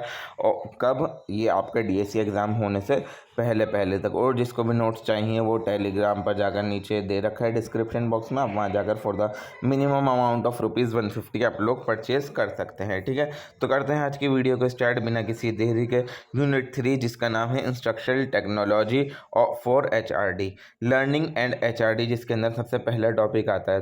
तो लर्निंग क्या होता है? लर्निंग एक पूरा प्रोसेस है जिसके अंदर हम क्या करते हैं? नॉलेज को गेन करते हैं, स्किल्स सीखते हैं, बिहेवियर सीखते हैं और एटीट्यूड्स चेंज करते हैं, एटीट्यूड्स डेवलप करते हैं अपने अंदर। तो लर्निंग का मतलब होता है किसी भी नई चीज़ को सीखना, लर्निंग कहलाया जाता है। तो ह्यूमन रिसोर्स डेवलपमेंट के अंदर लर्निंग एम्प्लॉयज़ को किस तरीके से हेल्प करती है? तो ह्यूमन रिसोर्स डेवलपमेंट के अंदर जो है ना, लर्निंग एम्प्लॉयज़ को हेल्प करती है ताकि वो उनकी परफॉर्मेंस अच्छी हो और वो कंपनी के अंदर अच्छे से ग्रो करें प्रोफेशनली। तो इस तरीके से लर्निंग ह्यूमन रिसोर्स डेवलपमेंट के अंदर हेल्प करती है। तो ह्यूमन रिसोर्स डेवलपमेंट के अंदर हम अलग अलग टाइप के मेथड यूज़ करते हैं अपने एम्प्लॉयज़ को चीज़ें लर्न कराने में। ठीक है ना, जैसे कि उनको ट्रेनिंग प्रोवाइड करना, वर्कशॉप्स लगाना, ई लर्निंग कराना, इन सब से वो कुछ ना कुछ लर्न ही करते हैं, कुछ ना कुछ नई चीज़ सीखते हैं। ठीक है ना, तो ये थी हमारी लर्निंग और HRD के बीच में कनेक्शन। अब लर्निंग इंपॉर्टेंट क्यों है HRD के अंदर, ये नेक्स्ट टॉपिक आता है। Prepare employee for new task and technologies. जब एम्प्लॉय हमारे लर्न कर चुके होंगे, यानी कुछ नई चीज़ें सीख चुके होंगे, जो उनको स्किल रिक्वायर्ड थी लर्न करने के लिए, वो चीज़ वो कर चुके होंगे, तो वो जो नया टास्क आएगा उनके सामने, या फिर अगर टेक्नोलॉजी चेंज हो गई तो वो उस चीज़ से घबरा नहीं जाएंगे। वो चीज़ देख कर के अरे ये नई टेक्नोलॉजी नहीं आ गई, अब मैं क्या करूं, या फिर ये नया टास्क आ गया है मैं अब क्या करूं। जब उनको प्रॉपर चीज़ें सीखे हुए होंगे, उन्होंने लर्निंग अच्छे से कर रखी होगी, तो वो क्या होंगे, वो उस काम को भी आसानी से कर देंगे। तो इस वजह से ह्यूमन रिसोर्स डेवलपमेंट के अंदर लर्निंग बहुत ज़्यादा इंपॉर्टेंट है और ये लोगों के पर्सनल और करियर ग्रोथ के अंदर मदद करती है। अब अगर इंसान कुछ भी नई चीज़ सीखता है तो वो उसका भले से करियर में फ़ायदा हो या फिर उसकी पर्सनल लाइफ में फ़ायदा हो, हर जगह सीखने से इंसान को फ़ायदा होता ही होता है। कुछ भी आप नई चीज़ सीखो तो कहीं ना कहीं आपको उस चीज़ का फ़ायदा ज़रूर मिलेगा। तो लर्निंग जो है वो इंसान की पर्सनल और करियर ग्रोथ दोनों के अंदर मदद करती है। और तीसरी चीज़ ये है, कॉन्फिडेंस एंड कॉम्पिटियंस को बिल्ड करती है। यानी कि लर्निंग करने से, नई चीज़ें सीखने से इंसान के अंदर कॉन्फिडेंस आता है, इंसान को थोड़ा नॉलेजेबल फील होता है, उसको पता लगता है कि मुझे कुछ नई नई चीज़ें पता है, और वो उसको कॉम्पिटेंस बनाती हैं, यानी कि वो उसको और लोगों से बेहतर थोड़ा बनाती हैं ह्यूमन रिसोर्स डेवलपमेंट के अंदर। एग्जाम्पल क्या होगा कि हमने अपने एम्प्लॉयज़ को कुछ नई चीज़ सिखा दी, जैसा उनको कोई सा सॉफ्टवेयर सिस्टम था वो चलाना सिखा दिया, तो इससे क्या हुआ, उनकी पर्सनल लाइफ भी अच्छी हुई, उनकी करियर ग्रोथ भी होगी, इससे उनको थोड़ा कॉन्फिडेंस भी डेवलप होगा, और जो नए टास्क या फिर नई टेक्नोलॉजी से रिलेटेड कोई भी दिक्कत आएगी वो उस चीज़ को आसानी से सॉल्व कर सकेंगे। अब नेक्स्ट आता है मॉडल और करिकुलम क्या होता है HRD के अंदर। अब मॉडल का मतलब होता है कि अब model in HRD shows how learning and development activities are planned and deliver. Model का मतलब होता है कि जितनी भी ह्यूमन रिसोर्स डेवलपमेंट की हमें एक्टिविटीज़ करनी है, उसको हमें किस तरीके से प्लान करना है और किस तरीके से अपने एम्प्लॉयज़ को सिखाना है, उस चीज़ का एक मॉडल बनाना हमारा क्या कहलाया जाता है, मॉडल ऑफ HRD। और करिकुलम क्या होता है? करिकुलम होता है हमारा एक स्ट्रक्चर्ड प्लान। किस चीज़ का स्ट्रक्चर प्लान, कि हम ट्रेनिंग या फिर डेवलपमेंट करते टाइम अपने एम्प्लॉयज़ का, उनको क्या क्या चीज़ें सिखानी है, उस चीज़ का एक स्ट्रक्चर्ड प्लान करिकुलम कहलाया जाता है। अब पॉपुलर HRD के मॉडल्स क्या क्या हैं? सबसे पहले आता है एडी मॉडल। एडी की फुल फॉर्म क्या है? A for analysis, G for design, D for develop, I for implement, E for evaluate. Analysis का मतलब क्या होता है? एनालिसिस का मतलब है what employees need to learn, कि एम्प्लॉयज़ को क्या ऐसी चीज़ें हैं जो सीखने की ज़रूरत है। डिज़ाइन का मतलब होता है प्लान द ट्रेनिंग, यानी कि जो भी ट्रेनिंग देनी है अपने एम्प्लॉयज़ को, उस चीज़ को प्लान करना, उस चीज़ को डिज़ाइन करना। डेवलप का मतलब होता है क्रिएट मटेरियल एंड रिसोर्सेज, यानी उस चीज़ के लिए जो जो मटेरियल एंड रिसोर्सेज चाहिए होंगे, अगर सॉफ्टवेयर चाहिए नया या फिर कुछ नई टेक्नोलॉजी चाहिए, तो वो चीज़ डेवलप करना या फिर अपने ऑर्गेनाइजेशन के अंदर लेकर आना। और इम्प्लीमेंट का मतलब होता है ये इस ट्रेनिंग के प्रोसेस को स्टार्ट कर देना, यानी कि उस ट्रेनिंग को कंडक्ट करा देने का मतलब होता है इम्प्लीमेंट। ई का मतलब होता है इवेल्युएट, यानी कि check how effective the training was, फिर ट्रेनिंग के बाद उस ट्रेनिंग को चेक करने की, जो आपने ट्रेनिंग प्रोवाइड की है क्या वो इफेक्टिव थी या फिर नहीं थी। तो इस पूरे प्रोसेस को हम बोलेंगे ADDIE model. A for analysis, G for design, D for develop, I for implement and E for evaluate. Next जो आपका डिज़ाइन आता है वो आता है आपका इंस्ट्रक्शनल सिस्टम्स डिज़ाइन, जिसको हम शॉर्ट फॉर्म में ISD भी बोलते हैं। ये एक स्टेप बाय स्टेप मेथड है कि किस तरीके से हमें अपने ट्रेनिंग प्रोग्राम को डिज़ाइन करना है, इसके थ्रू हम सीखते हैं। ठीक है। सेकेंड है focused on objective content method and evaluation. Instructional system design हमारा किस किस चीज़ पर फोकस करता है? ऑब्जेक्टिव्स पर, कंटेंट पर, मेथड पर एंड इवेल्युएशन पर। अब एक करिकुलम का एग्जांपल क्या दे रखा है? Sales training programme might include modules on communication, product knowledge, negotiation and closing techniques. यानी कि अब हमें सेल्स ट्रेनिंग प्रोग्राम रखना है, तो उसके अंदर हम क्या क्या चीज़ें रखेंगे? एक तो हम क्या क्या चीज़ें सिखाएंगे, उनको कम्युनिकेट करना सिखाएंगे अपने एम्प्लॉयज़ को, किस तरीके से बेचते टाइम कुछ भी चीज़ आपको कम्युनिकेट करना है, और प्रोडक्ट के बारे में उनको पूरी नॉलेज देंगे कि हमारे प्रोडक्ट की ये खासियत है, तो आपको कस्टमर्स को भी ये सब सिखाना है। और नेगोशिएशन करना सिखाएंगे कि लास्ट प्राइस में आपको इतना दे देना है और किस तरीके से नेगोशिएट करना है कस्टमर से। और क्लोजिंग टेक्निक्स भी हम उनको सिखाएंगे एक सेल्स ट्रेनिंग प्रोग्राम के अंदर। तो ये पूरा जो एक तरीके से कलेक्शन होगा, इसी को हम क्या बोलेंगे? करिकुलम बोलेंगे। अब प्रिंसिपल ऑफ लर्निंग क्या क्या आते हैं? ये प्रिंसिपल ऑफ लर्निंग बेसिकली होती क्या है? ये बेसिक रूल्स और गाइडलाइंस होते हैं जिससे लर्निंग जो है बहुत अच्छी तरीके से हो। तो वो बेसिक रूल्स और गाइडलाइंस हमारे क्या कहलाए जाते हैं? Principle of learning. तो क्या क्या होते हैं हमारे प्रिंसिपल ऑफ लर्निंग? समझते हैं। सबसे पहले आता है मोटिवेशन। मोटिवेशन का मतलब क्या होता है? People learn better when they are motivated, यानी लोग जब ज़्यादा अच्छा सीखते हैं जब वो क्या होते हैं? मोटिवेटेड होते हैं। जब उनको पता है मुझे इस चीज़ के सीखने से मुझे फ़ायदा पहुंचेगा या फिर मैं किसी को फ़ायदा पहुंचा सकूंगा, जब वो किसी भी चीज़ से रिलेटेड मोटिवेटेड हों, तो वो क्या होंगे? उस चीज़ को और अच्छे से सीखते हैं। तो लर्निंग के लिए मोटिवेशन भी ज़रूरी होती है। अगर मोटिवेशन नहीं है इंसान के अंदर, तो कोई भी नई चीज़ लर्न नहीं कर सकता, नई चीज़ नहीं सीख सकता। दूसरा प्रिंसिपल आ गया आपका रेनफोर्समेंट। रेनफोर्समेंट का मतलब क्या होता है? Positive feedback encourage better learning. यानी कि अगर आपको कोई एम्प्लॉय कुछ भी चीज़ सीख रहा है, तो आप उसको डिग्रेड मत करो, आप उसको क्या करो? पॉजिटिव फीडबैक दो। आप बोलो कि नहीं आप अच्छा कर रहे हो, आप लोग कर सकते हो, आप कर लोगे। तो इस चीज़ से जब उन्हें पॉजिटिव फीडबैक मिलेगा, तो वो और ज़्यादा अच्छा सीखने का ट्राई करेंगे, उनको रेनफोर्समेंट होगा। रेलिवेंस क्या होगा? Learning should be connected to the employee job, यानी कि जो आप उनको ट्रेनिंग दे रहे हो वो उनकी जॉब से कनेक्टेड हो। ऐसा नहीं होना चाहिए और उनको आप सेल्स की ट्रेनिंग दे रहे हो बट वो इंसान है मैनेजर, तो इस चीज़ का कुछ रेलिवेंस नहीं होगा। तो जो आप ट्रेनिंग प्रोवाइड कर रहे हो और जो उन एम्प्लॉयज़ की जॉब है, उस चीज़ से आपको रेलिवेंट ट्रेनिंग उन लोगों को प्रोवाइड करनी है। चौथा जो पॉइंट आता है आपका, वो आता है आपका प्रैक्टिस। प्रैक्टिस का मतलब क्या होता है? कोई भी टास्क रिपीट करने से क्या होता है? उसकी इंसान आसानी से रिमेंबर कर लेता है उस चीज़ को। यानी कि जितनी आप किसी भी चीज़ की प्रैक्टिस करोगे, उतनी ही ज़्यादा उसके अंदर डेवलप्ड हो जाओगे। आपने एक बार देख ली कुछ चीज़ तो आपकी याद नहीं रहेगी, बट आप वही चीज़ 5-6 बार पढ़कर एग्जाम में रीड करके जाओ, उसकी प्रैक्टिस करके जाओ, उसको सॉल्व करके जाओ, तो वो आपके दिमाग में अच्छे से सेट रहेगी एग्जाम के टाइम पर भी। तो प्रैक्टिस मेक्स मैन परफेक्ट, ठीक है ना? तो प्रैक्टिस से क्या होता है? लर्निंग बहुत अच्छे तरीके से होती है। फीडबैक वही आ गए, रेनफोर्समेंट टाइप का ही प्रिंसिपल है, यानी कि telling learners how they are doing help them improve, यानी कि उनको फीडबैक दो कि आप किस तरीके से ठीक सीख रहे हो या फिर नहीं सीख रहा है। जहाँ जहाँ पर कमी है उन्हें बताओ कि आपको ये चीज़ ठीक करने की ज़रूरत है, और उनको ज़्यादातर पॉजिटिव फीडबैक दो कि आप लोग कर सकते हो और आप लोग कर लोगे। और मगर जहाँ पर कमियाँ हों वहाँ पर उनको बताओ भी कि आप ये एरिया है, पर्टिकुलर एरिया जहाँ पर आप कमज़ोर हो, तो आप थोड़ा इस एरिया पर फोकस करो। तो फीडबैक भी एक प्रिंसिपल ऑफ लर्निंग होता है हमारा। इंडिविजुअल डिफरेंसेस, यानी कि अब हर इंसान का एक सीखने का तरीका अलग होता है, हर इंसान का पेस अलग होता है। अब किसी इंसान का क्या होगा, दिमाग तेज़ होगा, होशियार होगा वो इंसान, तो वो क्या होगा, थोड़ा अच्छे जल्दी सीख लेगा। और कुछ कुछ ऐसे लोग होते हैं जो दिमाग से कमज़ोर होते हैं, उनको सीखने में चीज़ें दिक्कत लगती है। तो हर इंसान का पेस अलग होता है, तो हम हर इंसान को उसी के हिसाब से लर्निंग प्रोवाइड करें, ठीक है। एग्जाम्पल क्या होगा इसका, giving hands on practice and instant feedback इस technical training session improve understanding. यानी कि अगर हम हैंड ऑन प्रैक्टिस देंगे लोगों को, अपने एम्प्लॉयज़ को, और हैंड ऑन प्रैक्टिस के बाद उनको इंस्टेंट फीडबैक दे रहे हैं, यानी कि उनको फ़ौरन कुछ प्रैक्टिस करने के लिए दे दी और उन्होंने कर ली, तो उनको फ़ौरन हम फीडबैक दे रहे हैं कि आपने ऐसा करा, ठीक करा या फिर नहीं करा। तो इससे इस चीज़ से उनको समझ में आएगा कि वो ठीक तरीके से चीज़ें सीख पा रहे हैं या फिर नहीं सीख पा रहे हैं। अब दो टाइप की लर्निंग हो सकती हैं हमारी, एक हो सकती है इंडिविजुअल लर्निंग, दूसरी हो सकती है ग्रुप लर्निंग। इंडिविजुअल लर्निंग का मतलब क्या होगा, एक इंसान अपने पेस पर खुद ही नई नई चीज़ें सीख रहा है, उस चीज़ को हम बोलेंगे इंडिविजुअल लर्निंग। अब एक इंसान खुद कैसे कैसे सीख सकता है, अलग अलग मेथड होते हैं उसके, या तो वो सेल्फ स्टडी करेगा, खुद ही पढ़ाई करेगा, उसके बारे में खुद ही नॉलेज गेन करेगा और खुद ही सब कुछ करेगा, उस चीज़ को हम बोलेंगे सेल्फ स्टडी।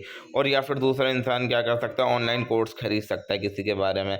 जैसे अब आप लोग ये देख रहा हो, ये आप क्या कर रहे हो, एक तरीके से सेल्फ स्टडी कर रहे हो, इंडिविजुअल लर्निंग कर रहे हो। आप लोग ऑनलाइन कोर्स ही तो देख रहे हो, ये जो मेरी वीडियोस की प्लेलिस्ट बनी हुई है, ये क्या है, एक टाइप का ऑनलाइन कोर्स है जो आप कर रहे हो, आप देख रहे हो, ये क्या आ गई, इंडिविजुअल लर्निंग आ गई। या फिर मेंटरिंग, जैसे कि मैं आपको ये सब्जेक्ट सिखा रहा हूँ, तो मैं एक तरीके से आपको मेंटर कर रहा हूँ इस सब्जेक्ट के अंदर, ठीक है। तो इंडिविजुअल लर्निंग क्या होती है, जब एक इंसान अपने पेस पर खुद ही लर्न करे। अब ग्रुप लर्निंग क्या होते हैं, जब एक इंसान नहीं हो, पूरे मतलब एक तरीके से पूरा टीम हो या फिर ग्रुप ऑफ एम्प्लॉयज़ हो, जब सब मिलकर कोई एक नई चीज़ सीखे, उसको हम बोलेंगे ग्रुप लर्निंग। अब इसके मेथड क्या क्या होते हैं, वर्कशॉप लगाई जाती है, वहाँ पर बहुत सारे एम्प्लॉयज़ बैठ कर नई चीज़ें सीखते हैं, रोल प्लेज होते हैं, ग्रुप डिस्कशन होते हैं कंपनीज़ के अंदर, तो उसके अंदर जो है लोग नई नई चीज़ें सीखते हैं और एक साथ बैठकर सीखते हैं। तो इस टाइप की लर्निंग को हम बोलेंगे ग्रुप लर्निंग, ठीक है। बेनिफिट्स क्या क्या हैं इसके, इंडिविजुअल लर्निंग के एडवांटेजेस क्या हैं, सबसे पहले तो पर्सनलाइज लर्निंग होती है, वो अपने हिसाब से इंसान खुद नई चीज़ें सीख सकता है। फ्लेक्सिबल टाइमिंग हो सकती है, अब आप मेरी वीडियो है, आप जब भी फ्री हो तब लगाकर देख सकते हो और जब आपको जाना हो आप हटाकर जा सकते हो। तो इसके अंदर आपकी टाइमिंग क्या है, फ्लेक्सिबल है और सेल्फ पेस्ड। अब मान लीजिए अब हर इंसान इसके अंदर अपने खुद सेल्फ पेस पर होता है, मैं सिखा रहा हूँ, मान लीजिए अब हर इंसान का पेस अलग अलग है। अब मेरी ही वीडियो देखकर कुछ लोग पूरे के पूरे मार्क्स लेंगे 90 के 90, और कुछ कुछ ऐसे भी होंगे जिनके 40 भी आ रहे होंगे, 50 भी आ रहे होंगे, बस उनके पासिंग मार्क्स भी आ रहे होंगे। तो हर इंसान का पेस ऑफ लर्निंग अलग होता है, ठीक है ना। हर इंसान एक लेवल पर चीज़ें लर्न नहीं कर सकता, ये इंडिविजुअली डिपेंड होती है कि इंसान का पेस क्या है, वो किस तरीके से अपने आप चीज़ें सीखता है, ठीक है।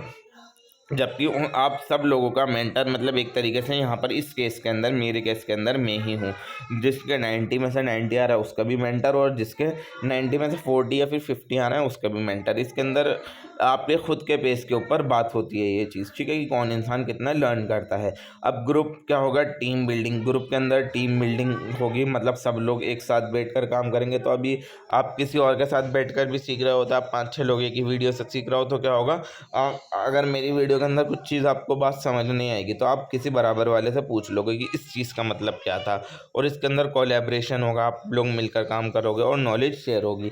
यानी जिस इंसान को जिस बारे में ज़्यादा नॉलेज होगी वो चीज़ शेयर कर देगा। और एग्जांपल क्या होगा, इंडिविजुअल लर्निंग का एक ऑनलाइन लैंग्वेज कोर्स, या फिर आप ये मेरा ही कोर्स समझ लीजिए जो मेरी प्लेलिस्ट चल रही है, इसका एग्जांपल दे दिया। और टीम बिल्डिंग का मतलब क्या होगा, एक टीम बिल्डिंग वर्कशॉप चल रही है, एक टाइप की ग्रुप लर्निंग आपकी हो गई। अब फिफ्थ जो आता है इसके अंदर, वो आता है असेसमेंट सेंटर। असेसमेंट सेंटर होता क्या है, ये एक टाइप की स्ट्रक्चर्ड वे होता है कि जिसके अंदर हम एवेल्युएट करते हैं कि किस एम्प्लॉयज़ के अंदर कितनी स्किल्स हैं और किस एम्प्लॉयज़ के अंदर कितना पोटेंशियल है। इसके अंदर हम अलग अलग टेस्ट करते हैं, अलग अलग सिमुलेशंस करते हैं, अलग अलग एक्टिविटीज़ करते हैं, जिससे हमें पता लगे जो हमारे एम्प्लॉयज़ हैं वो किसके अंदर क्या स्किल्स हैं, क्या पोटेंशियल है। और ये सब चीज़ें एक स्ट्रक्चर्ड वे में की जाती हैं, तो इस स्ट्रक्चर्ड वे को हम बोलते हैं असेसमेंट सेंटर। और ये कब काम आती है हमारा असेसमेंट सेंटर? जब भी हमें अपने एम्प्लॉयज़ का सिलेक्शन करना हो, या फिर एम्प्लॉयज़ को प्रमोशन देना हो, या फिर उनका डेवलपमेंट का पर्पज़ हो मेन, तब ये हमारा असेसमेंट सेंटर काम आता है। अब असेसमेंट सेंटर के अंदर कुछ एक्टिविटीज़ होती हैं जो कॉमन होती हैं। क्या क्या एक्टिविटीज़ हैं? या तो रोल प्लेस हो गया, ग्रुप डिस्कशन हो गया, केस स्टडीज़ हो गई, इंटरव्यूज़ हो गई, साइकोलॉजिकल टेस्ट हो गया। ये कॉमन एक्टिविटीज़ हैं जो असेसमेंट सेंटर का पार्ट होती हैं, ठीक है। एग्जाम्पल क्या आ गया, हमें ये फाइंड आउट करना है कि कोई इंसान, कोई पर्टिकुलर एम्प्लॉय, ये जो पर्टिकुलर एम्प्लॉय ए है, ये लीडरशिप रूल के लिए सूटेबल है या फिर नहीं है। तो हम इसके ऊपर एक असेसमेंट सेंटर करेंगे। हम जो इसके ऊपर अलग अलग टाइप की चीज़ें कर सकते हैं। हम इससे रोल प्ले भी करवा सकते हैं, हम इससे ग्रुप डिस्कशन भी कर सकते हैं, इसका इंटरव्यू भी कर सकते हैं, ये समझने के लिए कि एक इंसान अच्छा लीडर बनेगा या फिर नहीं बनेगा। तो हम इसके ऊपर अलग अलग टाइप के टेस्ट करेंगे। फिर अगर ये टेस्ट में पास आउट होता है, उस हिसाब से हम अपना डिसीजन बनाएंगे। अगर पास आउट होगा तो इसको वो रोल प्रोवाइड करेंगे, वरना नहीं। फिर इसको मतलब इसी तरीके से असेसमेंट सेंटर हमारा काम करता है। बेनिफिट क्या होते हैं? ये फेयर होता है कि और अनबायस्ड होता है, यानी किसी की एक तरफा नहीं होता, ये अनबायस्ड होता है, सबको इक्वल चांस होता है इसके अंदर, और ये फेयरली वे में किया जाता है। दूसरा होगा, इसके अंदर से हमें हिडन टैलेंट ढूंढने को मिलता है अपनी कंपनी के अंदर। हमें पता लगेगा कौन कौन से ऐसे लोग हैं हमारी कंपनी के अंदर जिनके अंदर बहुत अच्छा पोटेंशियल है, जो बहुत अच्छे तरीके से काम कर सकते हैं। और करियर प्लानिंग के अंदर भी ये चीज़ मदद करती है हमारे एम्प्लॉयज़ को। उसके बाद जो इसके अंदर पॉइंट आता है वो आता है आपका ट्रांजैक्शनल एनालिसिस, TA जिसको बोलते हैं। तो ये एक टाइप का साइकोलॉजिकल टूल है जिससे हम ह्यूमन बिहेवियर और कम्युनिकेशन को क्या करते हैं अंडरस्टैंड करते हैं, ठीक है ना। ये एक टाइप का साइकोलॉजिकल टूल है जिससे हम ह्यूमन बिहेवियर और कम्युनिकेशन को समझते हैं। ये किसने बनाया था? एरिक बैन ने ये जो था साइकोलॉजिकल टूल, ये ट्रांजैक्शनल एनालिसिस, ये डेवलप किया था। और ये किस किस चीज़ पर बेस्ड होता है? Based on idea that we all have 3 ego state. ये बोलता है हर इंसान के अंदर जो है ना 3 ईगो स्टेट्स होती हैं। सबसे पहला एक पेरेंट, दूसरा एडल्ट, तीसरा होता है चाइल्ड। पेरेंट का मतलब क्या होता है? एक इंसान कैसा है? जजिंग है या फिर इंस्ट्रक्टिंग है, यानी कि वो हर चीज़ को जज कर रहा है या फिर हर चीज़ पे इंस्ट्रक्ट कर रहा है। तो उसका स्टेज कौन सा है? वो पेरेंट स्टेज पर है। और एडल्ट का मतलब क्या होगा? एडल्ट वो होगा जो थिंकिंग करेगा और लॉजिकल, मतलब बहुत चीज़ें सोचेगा और लॉजिकल तरीके से काम करेगा। वो क्या होगा? वो एडल्ट के अंदर आएगा, ठीक है। और चाइल्ड के अंदर कौन इंसान आएगा? जो बहुत ज़्यादा इमोशनल हो या फिर प्लेफुल हो। ऐसा इंसान किसके अंदर आएगा? हमारा चाइल्ड के अंदर आएगा। फॉर एग्जांपल क्या दे रखा है? अगर एक मीटिंग के अंदर कोई मैनेजर चिल्लाने लगता है अपने एम्प्लॉयज़ पर, हाँ ये तुम ऐसा क्यों कर रहे हो, ये काम क्या कर दिया, ख़राब क्या कर दिया, तो उसका नेचर क्या है? इंस्ट्रक्टिंग है ना, वो आपको सिखाई तो रहा है या फिर आपको जज कर रहा है। तो मैनेजर जो होते हैं उनका ज़्यादातर नेचर इससे क्या समझ में आता है? कैसा होता है? पेरेंट नेचर होता है, according to transactional analysis developed by Eric Berne, ठीक है ना। फिर जब वो चिल्लाने लगा तो एम्प्लॉय जो है क्या नाम है? इमोशनल हो गया। वो ऐसा हो गया, यार ऐसा क्यों हो रहा है, तो वो इमोशनल हो गए। कोई इंसान इमोशनल हो जाए या प्लेफुल हो जाए, उसका नेचर क्या होगा? उसकी ईगो स्टेट क्या होगी? उसकी ईगो स्टेट है चाइल्ड, जिसकी वजह से वहाँ पर क्या हो गया? कॉन्फ्लिक्ट हो गया, ठीक है ना। फिर उसके बाद वो दोनों लोग लॉजिकली बात करने लगे ताकि कम्युनिकेशन अच्छा हो। तो लॉजिकली बात करना क्या आ गया कि वो किस तरीके से रिएक्ट करने लगे एज अ एडल्ट। वो उनकी ईगो स्टेट क्या आ गई? एडल्ट आ गए। तो जब कोई इंसान जजिंग हो, इंस्ट्रक्टिंग हो, तो उसकी ईगो स्टेट होगी पेरेंट। जब कोई इंसान लॉजिकली बात करे, सोच समझ कर बात करे, उसकी ईगो स्टेट होगी एडल्ट। और जब कोई इंसान बहुत ज़्यादा इमोशनल हो या फिर प्लेफुल हो, तब उसकी ईगो स्टेट होने वाली है हमारी चाइल्ड। अब इसका ह्यूमन रिसोर्स डेवलपमेंट के अंदर यूज़ क्या है? ये वर्क प्लेस कम्युनिकेशन को समझने में मदद करता है कि किस इंसान की ईगो स्टेट क्या है। इससे रिलेशनशिप्स अच्छी होती हैं और ये कॉन्फ्लिक्ट रेजोल्यूशन के अंदर काम आता है। ये वाला जो हमारा ट्रांजैक्शनल एनालिसिस था, जो हमारा ये साइकोलॉजिकल टूल था, ठीक है। अब उसके बाद जो आता है बिहेवियर मॉडलिंग आता है। बिहेवियर मॉडलिंग क्या होता है? ये एक लर्निंग मेथड होता है जहाँ एम्प्लॉय क्या करते हैं? ऑब्ज़र्व करते हैं और कॉपी करते हैं अपने जो रोल मॉडल हैं या फिर जो उनके ट्रेनर्स हैं उनके बिहेवियर को। मतलब वो देखते हैं कि हमारा जो लीडर है, हमारा जो मैनेजर है, वो किस तरीके से काम करता है। वो उन लोगों को ऑब्ज़र्व करते हैं और ख़ुद उन जैसा बनना चाहते हैं। तो इस टाइप की मॉडलिंग को क्या बोलते हैं हम? Behavioural modelling. तो ये किस पर बेस्ड होती है? वॉच, लर्न एंड डू पर। यानी कि पहले वो देखेंगे कि ये हमारा मैनेजर जो है या फिर हमारा जो रोल मॉडल है कंपनी के अंदर, वो किस तरीके से काम कर रहा है, क्या कर रहा है, क्या फिर नहीं कर रहा। वो इस चीज़ से क्या करेंगे? सीखेंगे। कि अच्छा ये काम ये इस तरीके से कर रहा है, ये फाइल किस तरीके से सबमिट करता है, ये ऐसे करता है। फिर हम भी क्या करने लग जाएंगे, वो एम्प्लॉयज़ भी क्या करने लग जाएंगे, उसी तरीके से काम करने लग जाएंगे। तो इस चीज़ को हम क्या बोलेंगे, बिहेवियरल मॉडलिंग। फॉर एग्जांपल क्या दे दिया कि watching a video of successful sales call then practising it with a partner, यानी कि हमने एक वीडियो देख ली जिसके ऊपर एक इंसान बहुत अच्छी सेल्स वगैरह कर रहा था, तो वही चीज़ हमने सीखी देखी और वहाँ पर अपने जॉब पर आकर वो चीज़ ट्राई करने लगे। तो इस टाइप की मॉडलिंग को हम क्या बोलते हैं, बिहेवियर मॉडलिंग बोलते हैं। तो सबसे पहले इसके अंदर क्या करेंगे, स्टेप्स क्या क्या होंगे। सबसे पहले हम शो करेंगे राइट बिहेवियर, फिर उसको डिस्कस करेंगे और उस चीज़ को समझेंगे, फिर उसको थोड़ा रियल सिचुएशन के अंदर लेकर जाएंगे, प्रैक्टिस करेंगे और उसके बाद अपना फीडबैक देखेंगे कि जो हमने ये चीज़ सीखी और करी इससे हमें फीडबैक क्या मिल रहा है, पॉजिटिव फीडबैक मिल रहा है या फिर नेगेटिव फीडबैक मिल रहा है। सबसे पहले हम एक अच्छा बिहेवियर देखेंगे, यानी कि सेल्स है तो वो अपना मैनेजर को देखेगा कि उसका मैनेजर किस तरीके से वो काम करता है,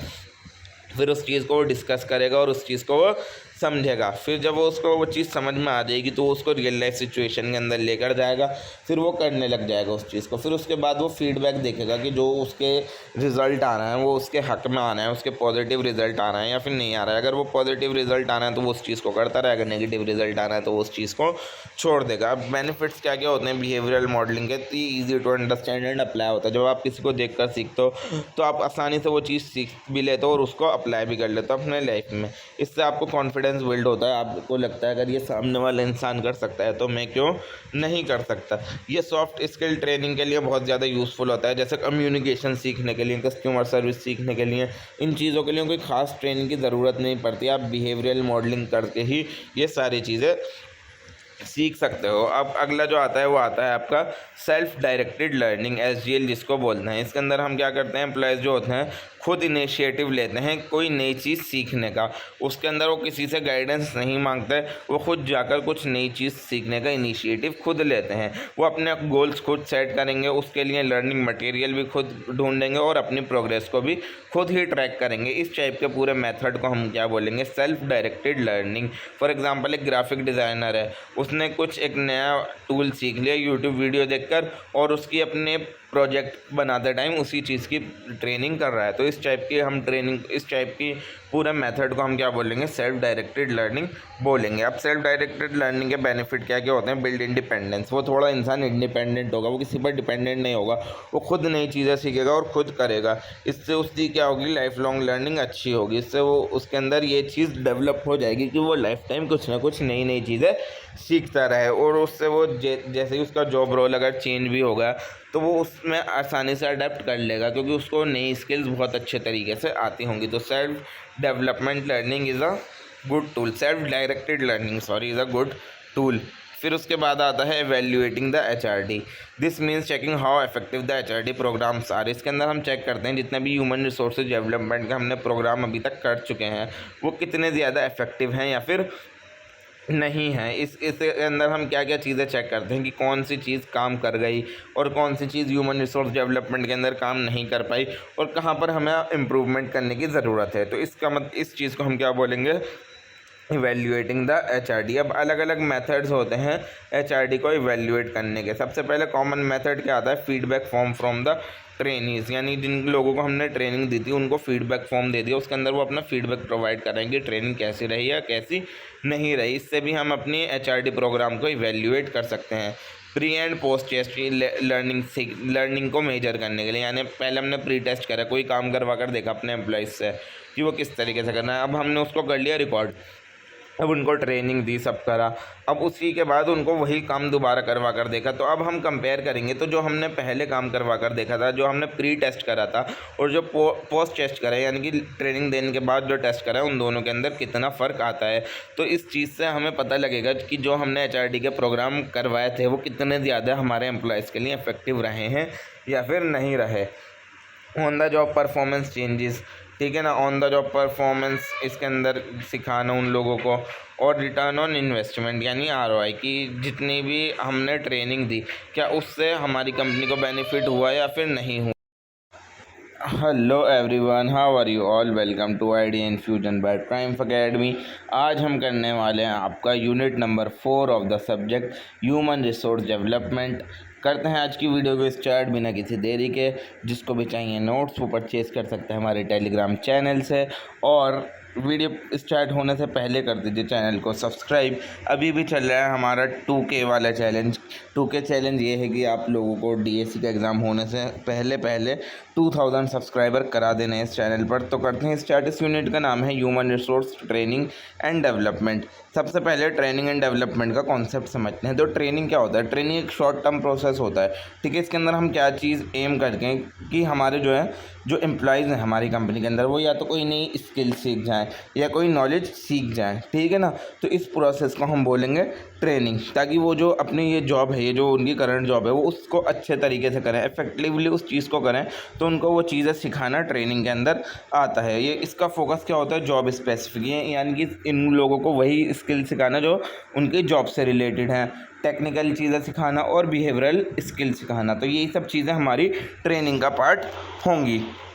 डेवलपमेंट होता है हमारा लॉन्ग टर्म प्रोसेस होता है। ये डेवलपमेंट ट्रेनिंग से एक बड़ा प्रोसेस होता है, क्योंकि ये लॉन्ग टर्म प्रोसेस होता है। ट्रेनिंग होती है हमारी शॉर्ट टर्म प्रोसेस। तो डेवलपमेंट लॉन्ग टर्म प्रोसेस है किस चीज़ के लिए? एम्प्लॉयज़ की ओवरऑल ग्रोथ होता है। इसके अंदर हम पर्टिकुलर किसी एक चीज़ को नहीं सिखाते, इसके अंदर हम एम्प्लॉय की ओवरऑल ग्रोथ पर ध्यान देते हैं और उनको इस चीज़ के लिए प्रिपेयर करते हैं कि वो जो फ्यूचर रोल वो जो भी करने वाले हैं कंपनी के अंदर एज अ लीडर, जो आगे बनकर उभरने वाले हैं वो लोग, वो उस चीज़ के अंदर इनकी मदद करें। इसके अंदर हम किस किस चीज़ पर फोकस करते हैं? उनको लीडरशिप क्वालिटी देना, कि इन फ्यूचर वो आगे जाके ही हमारी कंपनी के लीडर बनेंगे। तो उनको लीडरशिप की क्वालिटी सिखाना, डिसीजन मेकिंग सिखाना कि किस तरीके से हार्ड सिचुएशन के अंदर डिसीजन लिए जाते हैं, और स्ट्रेटेजिक थिंकिंग सिखाना। तो एग्जाम्पल क्या होगा ट्रेनिंग का कि एक जो न्यू रिक्रूट आया है उसके अंदर हमारी कंपनी के अंदर, उसको हम अपनी कंपनी के अंदर कुछ जो भी अकाउंटिंग सॉफ्टवेयर पर काम होता है वो सॉफ्टवेयर चलाना सिखा रहे हैं, जैसे टैली वगैरह। और डेवलपमेंट क्या होगा कि एक टीम लीडर जो है अपनी पूरी टीम को सिखा रहा है कि किस तरीके से कॉन्फ्लिक्ट के टाइम पर टीम को लेकर चला जाए, या फिर वो सिखा रहा है कि किस तरीके से टीम लीडिंग की जाती है, किस तरीके से वो लीडरशिप सिखा रहा है एक तरीके से। तो ये नीचे वाला एग्जांपल हो गया डेवलपमेंट का, ऊपर वाला एग्जांपल हो गया हमारा ट्रेनिंग का, ठीक है। अब ट्रेनिंग एंड डेवलपमेंट की इंपॉर्टेंस क्या है? सबसे पहले तो ये एम्प्लॉय की परफॉर्मेंस को इम्प्रूव करेंगे। किस तरीके से एम्प्लॉय नई चीज़ें सीखेंगे वो और ज़्यादा एफिशिएंट हो जाएंगे और अच्छे से काम करेंगे। उनकी जॉब सेटिस्फेक्शन बढ़ाएगा हमारे एम्प्लॉयज़ की। जो ट्रेंड एम्प्लॉयज़ होते हैं जब वो फील करते हैं वैल्यूड, यानी कि जब वो हमारी कंपनी इसके अंदर से सीखेंगे कुछ नई चीज़ें, तो उनको ऐसा लगेगा कि हाँ यार ये कंपनी वाले हमारे बारे में सोचते हैं, तो वो इस तरीके से उनकी जॉब सेटिस्फेक्शन बढ़ जाएगी। और तीसरा पॉइंट आता है अडेप्ट टू चेंजेस, यानी उनको नई नई टेक्नोलॉजी सीखने को मिलेंगी और चीज़ें करने के नए नए मेथड सीखने को मिलेंगे। फोर्थ है हमारा टर्नओवर रिड्यूस हो जाएगा, क्योंकि एम्प्लॉय जो होंगे हमारे खुश रहेंगे हमारी कंपनी के अंदर, क्योंकि उनको नई नई स्किल सीखने का मौका मिलता रहेगा और वो काफ़ी लंबे टाइम तक हमारी कंपनी को छोड़कर कहीं नहीं जाएंगे। और सबसे अच्छी बात हो गई कि इम्प्रूव क्वालिटी, हमारे जो एम्प्लॉयज़ की क्वालिटी है वो अच्छी करते हैं ये चीज़। अब वो क्या करेंगे?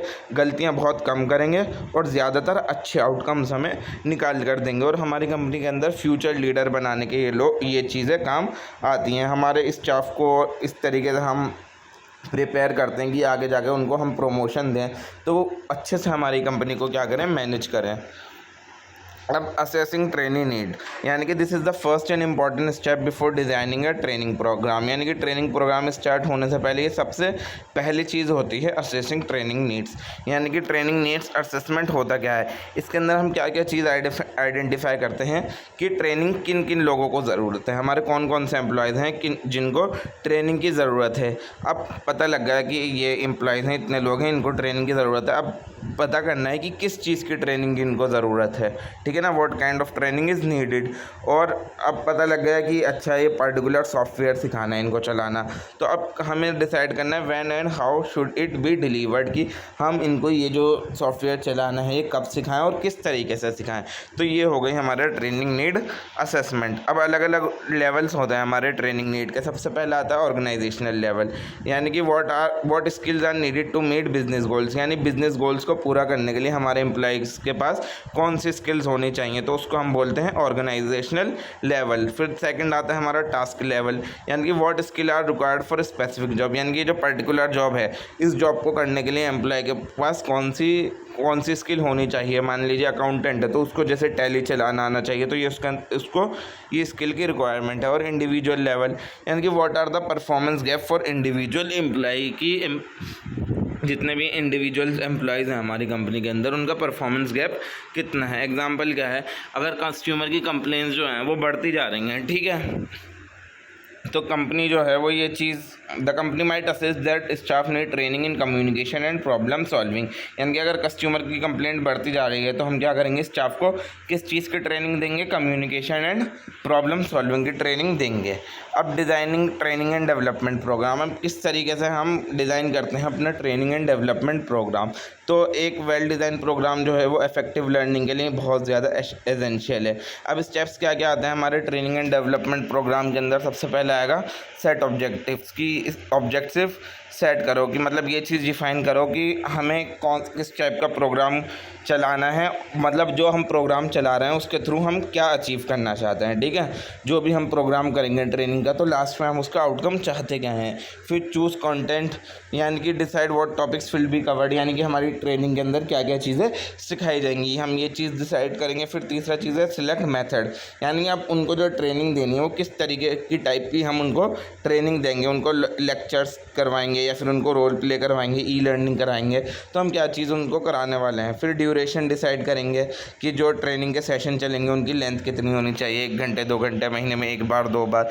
फिर ट्रेनर्स को सिलेक्ट करेंगे, या तो इंटरनली कोई इंसान होगा या फिर एक्सटर्नल एक्सपर्ट्स को हम बुलाकर ट्रेनिंग दिलवाएंगे। फिर प्रिपेयर मटेरियल, यानी कि जो भी उसके अंदर समझाने की चीज़ें हैं, मैनुअल, स्लाइड्स, हैंडआउट्स, वो सब चीज़ें तैयार करेंगे। फिर लास्ट में लॉजिस्टिक्स, यानी जहाँ पर भी वो होगा उस जगह का वेन्यू, इक्विपमेंट क्या क्या चाहिए होंगी और टाइमिंग क्या क्या होगा, तो ये सब लॉजिस्टिक्स डिसाइड की जाती हैं। तो ये था हमारा स्टेप्स कि किस तरीके से हम ट्रेनिंग एंड डेवलपमेंट प्रोग्राम को डिज़ाइन करते हैं। एग्जांपल क्या दे रखा है, एक ट्रेनिंग प्रोग्राम है, ठीक है। Training program for sales people might include content on product knowledge, customer communication and negotiation technique, यानी कि एक ट्रेनिंग प्रोग्राम जो है, मान लीजिए सेल्स पीपल के लिए ट्रेनिंग प्रोग्राम किया गया है, तो उसके अंदर क्या क्या चीज़ें, क्या क्या कंटेंट इंक्लूड होगा। सबसे पहले प्रोडक्ट नॉलेज के बारे में उसके अंदर बताया जाएगा, कस्टमर कम्युनिकेशन के बारे में सिखाया जाएगा और नेगोशिएशन की टेक्निक सिखाई जाएंगी। तो ये था हमारा कि किस तरीके से हम ट्रेनिंग एंड डेवलपमेंट प्रोग्राम को डिज़ाइन करते हैं। अब evaluating training and development program, तो इवेल्युएशन से हमें ये चीज़ चेक करने को मिलती है कि जो हमने ट्रेनिंग प्रोग्राम करवाए हैं वो सक्सेसफुल हुए या फिर नहीं हुए, यानी कि जितनी हमने उस चीज़ के अंदर इन्वेस्टमेंट की थी वो उससे वर्थ इट थी या फिर नहीं थी। इस चीज़ को हम क्या बोलेंगे, evaluating training and development programs. अब इसके अंदर जो आता है, इसके अंदर आता है किर्कपैट्रिक फॉर लेवल मॉडल्स, ठीक है ना, ये सबसे ज़्यादा मोस्ट यूज मॉडल है। इसके अंदर हम क्या क्या चीज़ें देखते हैं, सबसे पहला देखेंगे reaction, did the participant like the training. Reaction का मतलब कि जिनको हम ट्रेनिंग दे रहे हैं क्या वो उस चीज़ से खुश हैं या फिर नहीं हैं, उनको ये चीज़ अच्छी लग रही है या फिर नहीं। और दूसरी देखते हैं लर्निंग, क्योंकि उनसे इस चीज़ से उनको कोई नई नॉलेज सीखने को या फिर नई स्किल सीखने को मिल रही है या फिर नहीं मिल रही। और तीसरा आता है behaviour, are they applying what they learned on the job, यानी कि वो क्या चीज़ वो अप्लाई कर रहे हैं जो उन्होंने जॉब पर सीखी, मतलब जो उन्होंने ट्रेनिंग के अंदर सीखी वो चीज़ अपनी जॉब के ऊपर अप्लाई कर रहे हैं या फिर नहीं कर रहे हैं, यानी कि उनका बिहेवियर।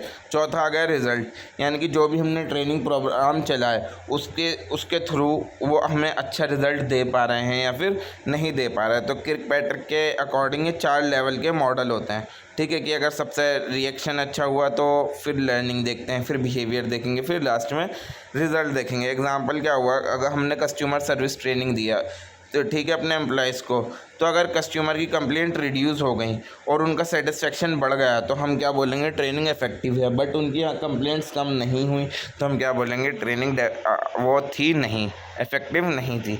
अब रोल्स एंड रिस्पॉन्सिबिलिटी क्या होती है हमारे एक ट्रेनिंग मैनेजर की।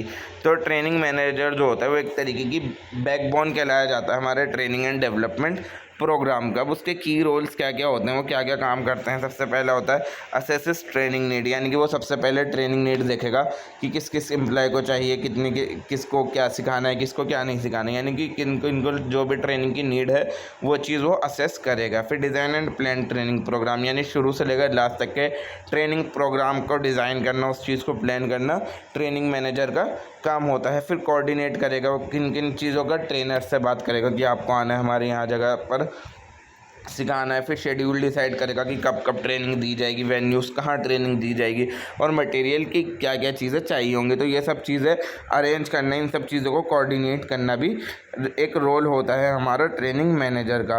और फिर उसके बाद आता है monitor and evaluate program effectiveness. वो अब इस चीज़ पर नज़र रखेगा, सारे ट्रेनिंग प्रोग्राम जो हो रहा है वो उस चीज़ पर नज़र रखेगा और उस चीज़ को इवेल्युएट करेगा, यानी कि वो देखेगा कि ट्रेनिंग देने के बाद हमारे एम्प्लॉयज़ के अंदर कुछ चेंजेस आए या फिर नहीं आए।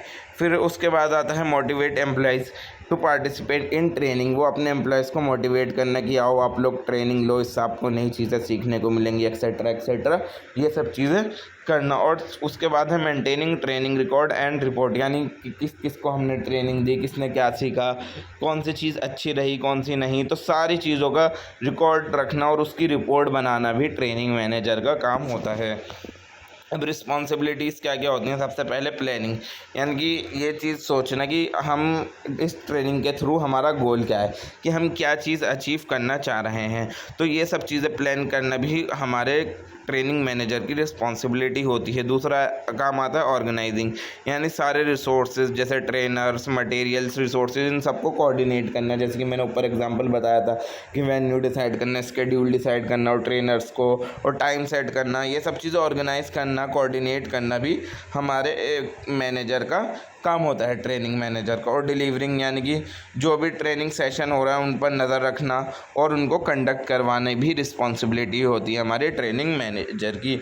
इवेल्युएटिंग, यानी कि जो भी उसके थ्रू फीडबैक आ रहा है कस्टमर्स का या फिर जो एम्प्लॉयज़ हैं उनको ट्रेनिंग देने के बाद जो उनका फीडबैक है उस फीडबैक को कलेक्ट करना और आउटकम चेक करना कि यानी कि ट्रेनिंग से पहले हमारे पास कितनी कंप्लेंट्स आती थी और ट्रेनिंग देने के बाद कंप्लेंट्स के अंदर क्या गिरावट आई। एग्जांपल क्या आ गया, एक ट्रेनिंग मैनेजर है वो किस किस चीज़ के लिए रिस्पॉन्सिबल हो सकता है कि जो may be organizing soft skill training across department, ensuring everyone attend and collecting post training feedback. यानी ट्रेनिंग मैनेजर ने मान लीजिए सॉफ्ट स्किल ट्रेनिंग दी अलग अलग डिपार्टमेंट के लोगों को, तो उसका काम क्या होगा, उसकी रिस्पॉन्सिबिलिटी क्या होगी कि ये चीज़ इंश्योर करना कि हर किसी ने वो जो क्लास थी, वो जो ट्रेनिंग प्रोग्राम था वो अटेंड किया हो और सबसे पोस्ट ट्रेनिंग फीडबैक लेना, यानी कि ये सब चीज़ें देखना कि कुछ चेंज आए या फिर नहीं आए ट्रेनिंग देने के बाद। और चैलेंजेस क्या क्या होते हैं जो एक ट्रेनिंग मैनेजर फेस करता है। सबसे पहले तो बजट लिमिट, बजट अच्छा चाहिए ट्रेनिंग प्रोग्राम देने के लिए। अगर फंड्स की कमी होगी तो जो प्रोग्राम की क्वालिटी होगी वो बहुत ज़्यादा ख़राब हो सकती है, जिससे हो सकता है सीखने के बजाय उल्टा टाइम ही वेस्ट हो, नुकसान हो जाए। रेजिस्टेंस टू ट्रेनिंग, और कुछ एम्प्लॉयज़ हमारे ऐसे होते हैं जो इंटरेस्टेड ही नहीं होते कोई नई चीज़ सीखने में, वो उस चीज़ को वैल्यू ही नहीं करते। तो जब वो ही इंटरेस्टेड नहीं है तो उनको ज़बरदस्ती लाना भी वर्थ इट नहीं रहेगा। तीसरा मेजरिंग इफेक्टिवनेस, अब इतना लंबा इम्पैक्ट उनके लिए मेजर करना मुश्किल है, यानी कि उनका ये सारी चीज़ें देखना कि कंप्लेंट्स कम हुई तो कितनी कम हुई, कितनी नहीं हुई, कहाँ से अभी भी कंप्लेंट आ रही हैं, तो ये सब चीज़ें मेजर करना उनके लिए बहुत मुश्किल होता है। पहले तो वो ट्रेनिंग देने से पहले मेजर करे कि किस किस की कंप्लेंट आ रही है, कितनी आ रही है, फिर ट्रेनिंग दे, इतना लंबा प्रोसेस करे, फिर उसके बाद दोबारा चेक करे, तो उसके लिए मतलब ये चीज़ बहुत ज़्यादा हार्ड हो जाती है। सुनने में तो आसान लगता है बट ये चीज़ें प्रैक्टिकल लाइफ में बहुत ज़्यादा मुश्किल होती हैं। फिर है टाइम कॉन्स्टेंट, अब हमारे एम्प्लॉयज़ का भी शेड्यूल अलग है, जो ट्रेनिंग देने आएगा उसका भी शेड्यूल अलग है, हमारा भी शेड्यूल अलग है, तो हर चीज़ हर किसी के शेड्यूल को अरेंज करना क्या हो जाता है, बहुत ज़्यादा मुश्किल हो जाता है, क्योंकि हर किसी का शेड्यूल बहुत ज़्यादा बिजी होता है और हर किसी के लिए वो ट्रेनिंग प्रोग्राम अटेंड करना मुश्किल हो सकता है। और keeping up with the trends भी एक चैलेंज है, यानी कि हर चीज़ से नए नए जो टूल्स आ रहे हैं, टेक्नोलॉजीज़ आ रही हैं, उस चीज़ से एक इंसान को, एक ट्रेनिंग मैनेजर को अपडेटेड रहना पड़ता है। अगर ट्रेनिंग ही मैनेजर नई नई चीज़ों से, टेक्नोलॉजिकल चेंज से अपडेटेड नहीं रहेगा तो वो ना ही किसी को ट्रेनिंग प्रोग्राम दे पाएगा और ना ही एम्प्लॉयज़ जो हैं उस कंपनी के वो ट्रेनिंग प्रोग्राम ले पाएंगे। तो सबसे पहला तो बेसिक उसी को नॉलेज होनी चाहिए जो हमारा ट्रेनिंग मैनेजर है। और फिर है aligning with business goal, ensuring training support company strategy, यानी कि ट्रेनिंग वो उसी चीज़ के बारे में दे जो कंपनी के गोल्स हैं, जो कंपनी की स्ट्रेटजीज़ हैं, उससे ही रिलेटेड क्या दे, ट्रेनिंग दे। तो ये सारी चीज़ों का अलाइनमेंट भी एक हमारे उसके लिए चैलेंज होता है ट्रेनिंग मैनेजर के लिए। ठीक है, समरी टेबल देखते हैं कि इस चैप्टर के अंदर हमने क्या पढ़ा। सबसे पहले ट्रेनिंग एंड डेवलपमेंट का कॉन्सेप्ट समझा कि ट्रेनिंग जो होती है शॉर्ट टर्म प्रोसेस होता है और डेवलपमेंट होता है हमारा लॉन्ग टर्म। और इम्पोर्टेंस क्या है, दोनों की इम्पोर्टेंस ये है कि ये हमारे एम्प्लॉयज़ का परफॉर्मेंस को अच्छा कर देते हैं, उन लोगों को मोटिवेट करते हैं और उनको कंपनी में रिटेन रहने के लिए मजबूर कर देते हैं। यानी एक तरीके से वो खुशी खुशी हमारी कंपनी के अंदर खुद ही रहते हैं, रिटेन रहते हैं, ज़्यादा जल्दी कंपनी को छोड़कर नहीं जाते। ट्रेनिंग नीड असेसमेंट पढ़ा कि हमें कि किन किन एम्प्लॉयज़ को क्या किस किस चीज़ की ट्रेनिंग की ज़रूरत है। ठीक है ना, ये चीज़ को असेसमेंट करना ट्रेनिंग नीड असेसमेंट कहलाया जाता है। फिर है designing training and development program की किस तरीके से हम ये जो कंटेंट वगैरह है उसको प्लान करें, मेथड्स कैसे बनाएं, लॉजिस्टिक कैसे अरेंज करें। तो पूरा ए टू जेड सारा ट्रेनिंग एंड डेवलपमेंट प्रोग्राम को डिज़ाइन करना किस तरीके से किया जाता है वो भी हमने समझा। फिर है उसके बाद जो हमने चीज़ पढ़ी evaluating training and development program, यानी कि अब उसके बाद ये चीज़ें चेक करना कि ट्रेनिंग देने के बाद जो एम्प्लॉयज़ हैं उनके ऊपर क्या फ़र्क आया, या फिर मान लीजिए कस्टमर्स की कंप्लेंट कम हुई या फिर नहीं हुई। ये सब चीज़ें इवैल्यूएट करना भी ट्रेनिंग एंड डेवलपमेंट प्रोग्राम का पार्ट होता है। इसको हम बोलते हैं इवैल्यूएटिंग ट्रेनिंग एंड डेवलपमेंट। फिर होता है, फिर हमने पढ़े रोल्स क्या क्या हैं हमारे ट्रेनिंग मैनेजर के, वो सारी चीज़ें ट्रेनिंग से रिलेटेड प्लान करता है, हर चीज़ को कोऑर्डिनेट करता है, ट्रेनिंग प्रोग्राम्स को डिलीवर करता है और जब वो ट्रेनिंग कंप्लीट हो जाती है तो वो उन प्रोग्राम्स को इवैल्यूएट करता है कि क्या क्या चेंजेस आए और चैलेंजेस क्या क्या आते हैं। सबसे पहले तो बजट, पैसे कम हो सकते हैं, रेजिस्टेंस कि एम्प्लॉय खुद ही नहीं चाहते कंपनी के अंदर से ज़्यादा वो सब चीज़ है कि हमें कुछ नया सीखने को मिले, दिस एंड दैट। और उसके बाद आता है इवैल्यूएशन करना भी बहुत ज़्यादा एक हार्ड टास्क है और सारे इश्यूज़ का अलाइनमेंट भी बहुत ज़्यादा मुश्किल से होता है। तो अब इसके बाद आ जाएगा हमारा यूनिट 5 जो कि हम कवर करेंगे अगली वीडियो के अंदर। वीडियो पसंद आई हो तो वीडियो को लाइक करें, चैनल को सब्सक्राइब करें। मैं मिलता हूँ आपसे बस कुछ ही देर के अंदर यूनिट नंबर 5 के साथ। Thank you so much for watching और करा दीजिए हमारे 2 के सब्सक्राइबर DSC के एग्ज़ाम से पहले। Hello everyone, how are you all, welcome to idea infusion by Triumph academy. आज हम करने वाले हैं आपका last unit of the subject HRD human resource development. जिसको भी नोट्स परचेज़ करने हो नीचे टेलीग्राम का डिस्क्रिप्शन में लिंक है, जाकर परचेज़ कर सकता है। और आपका ये लास्ट डे है 2 के चैलेंज का, तो गाइस करवा दो, अब तो लास्ट वीडियो पर भी आ गया मैं, तो प्लीज़ करवा दो यार 2 के DSC का एग्ज़ाम होने से पहले। तो करते हैं वीडियो को स्टार्ट बिना किसी देरी के, समझते हैं यूनिट नंबर 5 जिसका नाम है ट्रेनिंग मेथड्स। ठीक है, अब ट्रेनिंग विद इंडस्ट्री, इसके अंदर अब अलग अलग टाइप के मेथड्स आएंगे। ट्रेनिंग विद इन इंडस्ट्री, यानी कि इंडस्ट्री के अंदर रहते रहते ही ट्रेनिंग करना। ठीक है, ट्रेनिंग विद इन इंडस्ट्री के अंदर अलग अलग ट्रेनिंग मेथड आते हैं, यानी कि बहुत सारे मेथड का ये एक ग्रुप है। ठीक है, जिससे क्या नाम है वो मेथड आते हैं इसके अंदर जिससे एम्प्लॉयज़ की प्रोडक्टिविटी अच्छी हो, उनका सेफ्टी का ध्यान रखा जाए और हमारी इंडस्ट्री की क्वालिटी अच्छी हो। इसके अंदर बेसिकली हम क्या क्या सिखाते हैं, सुपरवाइज़र्स को और वर्कर्स को सिखाते हैं कि वो अपनी जॉब्स को किस तरीके से बेटर तरीके से कर पाएँ। तो TWI के अंदर ट्रेनिंग विद इन इंडस्ट्री के अंदर 2 मेन मेथड हैं जो कि आते हैं। सबसे पहले आता है ऑन द जॉब ट्रेनिंग, यानी कि इसके अंदर ट्रेनिंग जो है हम वर्क प्लेस के अंदर ही देते हैं। जबकि वो अपनी एक्चुअल जॉब कर रहे होते हैं ना, तो उसके साथ साथ उन लोगों को हम ट्रेनिंग देते रहते हैं। इस टाइप की ट्रेनिंग कहलाई जाएगी आपका ऑन द जॉब ट्रेनिंग। इसकी खासियत क्या क्या होती है, इन लोगों को रियल लाइफ वर्किंग एनवायरनमेंट मिलता है, यानी कि एक ऐसी जहाँ पर वो काम कर रहे हैं वहीं पर उनको सीखने को मिल रहा है। तो काफ़ी एक रियल लाइफ वर्क एनवायरनमेंट उन लोगों को मिल जाता है। ठीक है, और उसके बाद क्या आता है सुपरवाइज बाय सीनियर एम्प्लॉयज़ और ट्रेनर। और सबसे बड़ी बात कि मतलब वो अपने सीनियर एम्प्लॉयज़ और ट्रेनर्स के अंदर रहकर काम करते हैं, तो उनके अंदर और अच्छे तरीके से वो स्किल्स डेवलप्ड होंगी। और उसके बाद इमीडिएट फीडबैक एंड करेक्शन, जब वो ट्रेनर के अंदर ही नजरानी में ही काम कर रहे हैं तो क्या होगा, वो वो आपके ऊपर नज़र रखेंगे, ठीक है। जब जहाँ पर भी आप गलती करोगे, एम्प्लॉयज़ जहाँ पर भी गलती करेगा वो उसको टोक देंगे, उसको फ़ौरन फीडबैक देंगे और उसको वो चीज़ करेक्ट करने को बोलेंगे। तो ये थी खासियत। एडवांटेज क्या होते हैं, कॉस्ट इफेक्टिव, ज़्यादा पैसा नहीं लगता। जहाँ पर जॉब करने आ रहे हैं वहीं पर उनको चीज़ें सिखाई जा रही हैं, तो ज़्यादा खर्चे की इसके अंदर बात नहीं है। Learners gain hand on experience, यानी उन्हें हैंड टू हैंड नहीं, साथ साथ काम करते करते नई चीज़ें सीखने को भी मिल रही हैं। और no need for separate training space. अब इसके अंदर ऐसा नहीं है कि हमने कोई अलग जगह खरीद रखी है जहाँ जाकर उनको रोज़ाना अपने ट्रेनर्स को और एम्प्लॉयज़ को लेकर जा रहे हैं जहाँ पर वो चीज़ सिखाई जा रही है, तो ऐसा नहीं होता इसके अंदर। तो ये इसके फ़ायदे हैं। डिसएडवांटेज क्या होता है, मैं डिस्टर्ब वर्क, यानी वो अपना काम भूलकर ज़्यादातर नई चीज़ें सीखने में ही लग जाएं, अपने काम पर ध्यान ही ना दें। और एरर्स भी आ सकते हैं क्योंकि अब उनका दिमाग दो लग रहा है, अपने काम में भी लग रहा है और इसमें भी लग रहा है, तो एरर हो सकते हैं लर्निंग के टाइम पर। और quality depend on trainers skill, यानी कि ट्रेनर जो है उनका वो कितना स्किल्ड इंसान है, तो उस चीज़ की क्वालिटी डिपेंड करती है कि हमारे जो एम्प्लॉयज़ हैं वो कितना सीखेंगे। अगर ट्रेनर ही ख़राब होगा, सिखाने वाला ही ख़राब होगा, तो उनका तो कुछ मतलब, जब एम्प्लॉय ही गलत सीखेंगे, जब सिखाने वाले ही गलत है तो सीखने वाले भी गलत ही सीखेंगे। एग्जाम्पल क्या आ गया कि एक नया कैशियर आया है हमारे उसके अंदर, उसको बिलिंग काउंटर के पर ही बिठाकर हम POS का सिस्टम सिखा रहे हैं साथ साथ, तो इस टाइप की हम ट्रेनिंग को बोलेंगे on the job training. Second आती है इसके अंदर ऑफ द जॉब ट्रेनिंग के अंदर हम क्या करते हैं, इसके अंदर हम ट्रेनिंग तो करते हैं बट एक्चुअल वर्क प्लेस से हटकर किसी और जगह पर, कोई हम क्लासरूम ले लेते हैं, कोई ट्रेनिंग सेंटर ले लेते हैं या फिर ऑनलाइन कहीं पर, मतलब एक्चुअल वहाँ उस जगह से हटकर कहीं पर भी ट्रेनिंग की जाए तो क्या कहलाई जाती है, ऑफ द जॉब ट्रेनिंग। इसके फ़ायदे क्या क्या हैं, इसके अंदर कोई वर्क प्रेशर नहीं होता, इंसान सीधा सीधा अपना थियोरेटिकल नॉलेज पर फोकस करता है और अपनी स्किल बिल्ड करता है अलग जगह पर जाकर। एडवांटेज क्या है, बहुत ज़्यादा स्ट्रक्चर्ड और ऑर्गेनाइज तरीके से ये चीज़ की जाती है ऑफ द जॉब ट्रेनिंग, क्योंकि एक पूरा ट्रेनिंग सेशन किया जाता है और ढंग से सारी चीज़ें होती हैं। और इसके अंदर बहुत सारी वैरायटी ऑफ टेक्निक्स यूज़ की जाती हैं, लेक्चर्स भी होंगे, रोल प्ले भी होंगे, ठीक है, अलग अलग चीज़ें इसके अंदर यूज़ की जाएंगी।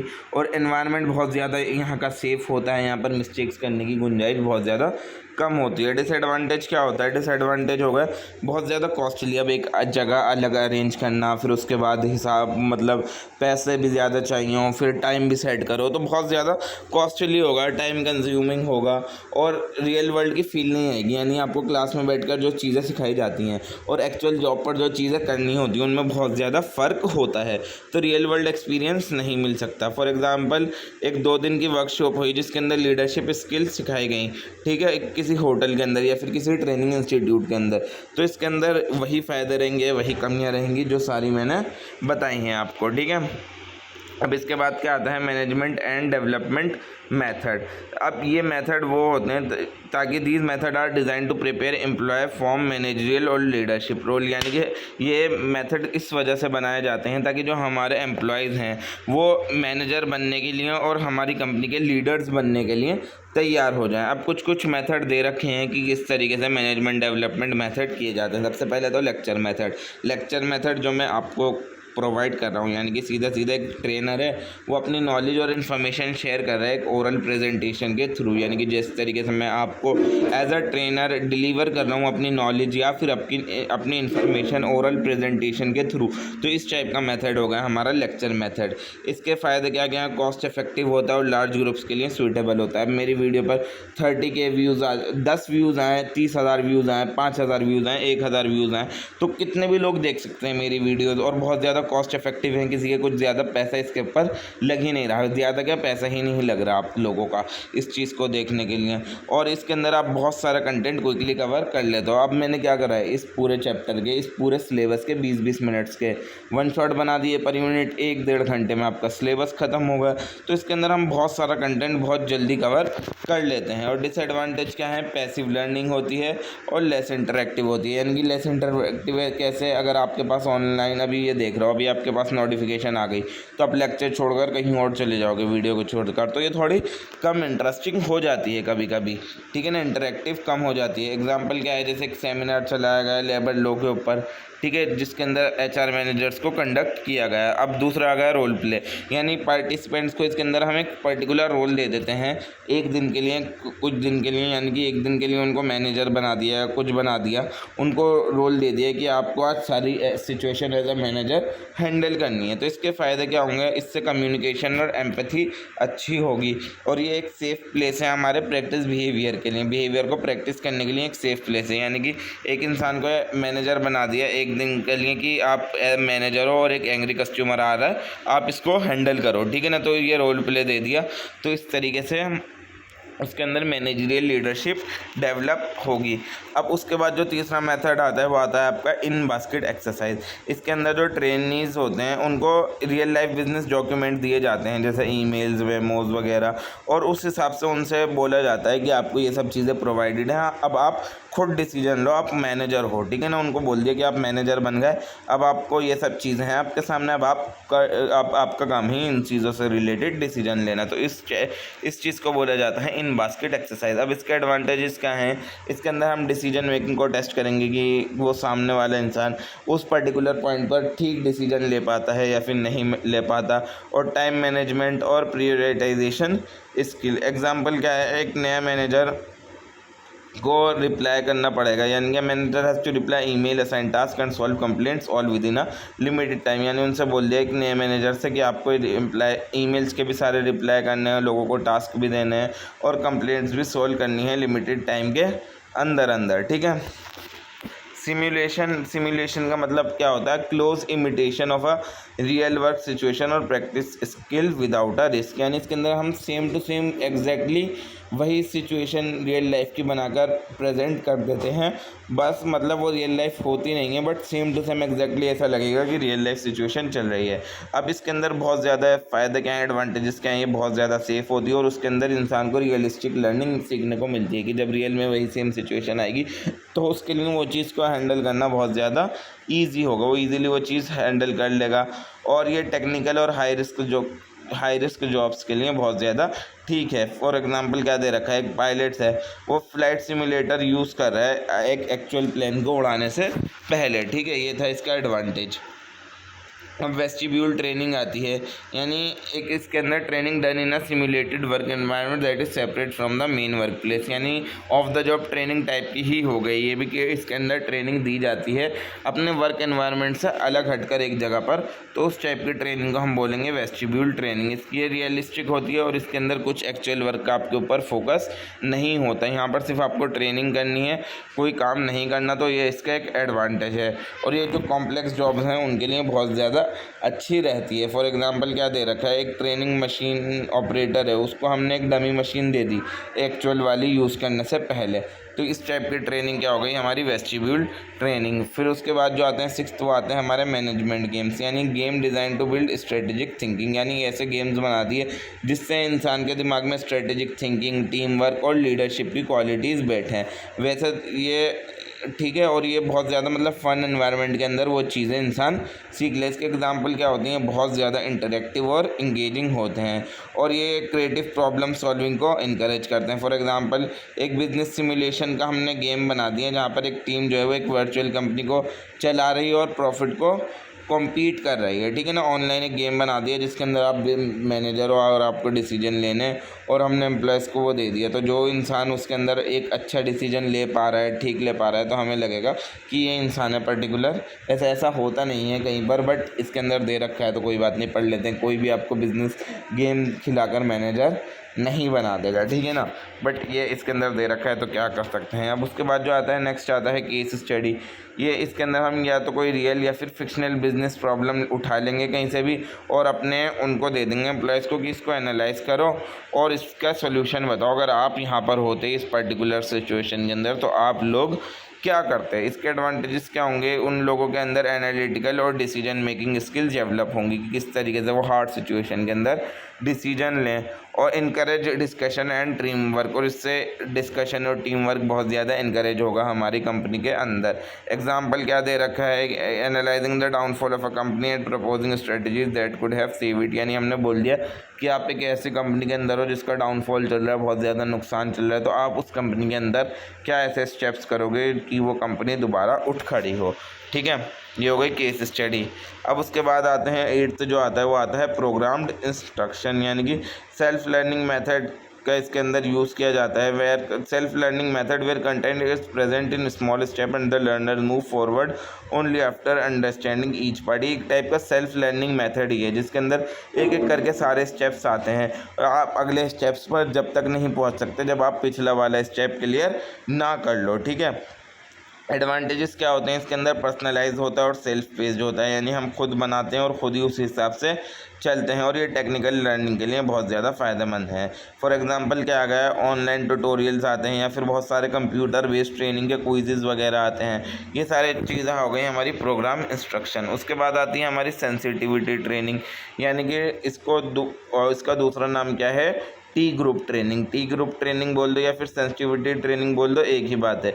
ये इंडिविजुअल्स की मदद करती है उनके, it help individuals become more aware of their behaviour and it's affect on other. ये जो इंडिविजुअल्स हैं, जो हमारे एम्प्लॉयज़ हैं, उनको इस बारे में अवेयर करती है कि इस बारे में कि उनका बिहेवियर और लोगों के साथ कैसा है और वो किस तरीके से और लोगों को अफेक्ट कर रहा है उनका बिहेवियर। ये चीज़ हमारी क्या बताती है? सेंसिटिविटी ट्रेनिंग हमें बताती है, जिसको हम और भी क्या बोलते हैं, इसका दूसरा नाम क्या है? T group training. इसके ऑब्जेक्टिव क्या क्या होते हैं कि जो इंटरपर्सनल रिलेशनशिप है उसको अच्छा करना। जब वो एम्प्लॉय को ये चीज़ बताएगी कि आपके अंदर ये कमी है, आप इस तरीके से बिहेव करते हो, तो एम्प्लॉय अपना उस बिहेवियर को ठीक करेगा और सही से बात करेगा और लोग। तो इनसे क्या होगा? इंटरपर्सनल कम्युनिकेशन अच्छी होगी और इमोशनल इंटेलिजेंस बनेगा लोगों को अपने हमारे एम्प्लॉयज़ के अंदर, और ओपन कम्युनिकेशन इनकरेज होगी। अभी किस तरीके से काम करती है? जो स्मॉल ग्रुप सेशंस होते हैं इसके अंदर, स्मॉल ग्रुप सेशन के अंदर ये चीज़ हो सकती है। और ये किस चीज़ पर ज़्यादा फोकस करती है? फीलिंग, एटीट्यूड और इंटरेक्शन पर। एग्जांपल क्या होगा? मैनेजर ने एक वर्कशॉप लगाई जिसके अंदर लीडरशिप स्टाइल्स को उसने समझाया और टीम मोरल को, और लीडरशिप स्टाइल्स ने उसके टीम मोरल पर इम्पैक्ट डाला। अब समरी टेबल क्या आ गई? अलग अलग ट्रेनिंग मेथड देखे हमने, जैसे ऑन द जॉब ट्रेनिंग थी, लर्निंग वाइल डूल जिसको भी बोलते हैं कि मतलब कर भी रहे हैं और सीख भी रहे हैं, करते करते सीख भी रहे हैं। और इसके फ़ायदे क्या है कि फीचर क्या है? हैंड्स ऑन एक्सपीरियंस मिलता है हमारे एम्प्लॉयज़ को। दूसरी पढ़ी थी हमने ऑफ द जॉब ट्रेनिंग की, सेपरेट एनवायरनमेंट के अंदर चीज़ें सिखाई जाती हैं जैसे क्लासरूम वगैरह के अंदर।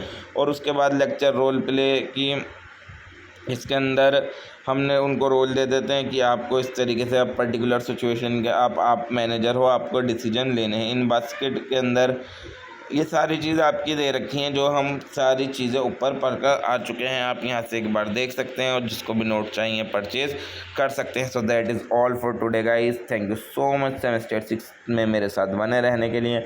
मिलता हूँ आप लोगों से अगले सेमेस्टर के अंदर। किसी भी सब्जेक्ट से रिलेटेड आपको वीडियो चाहिए हो कमेंट करके ज़रूर बताएं। जिसको भी नोट्स परचेज़ करने हो फॉर द 150 कर सकता है। एंड मेरे चैनल पर 2 के करा दो। अब ये लास्ट वीडियो भी पूरी हो चुकी है, तो मिलता हूँ मैं अब आपसे। जिस भी आपको सब्जेक्ट का चाहिए आप कमेंट करके बता दो उसी वीडियो के साथ। Thank you so much for watching.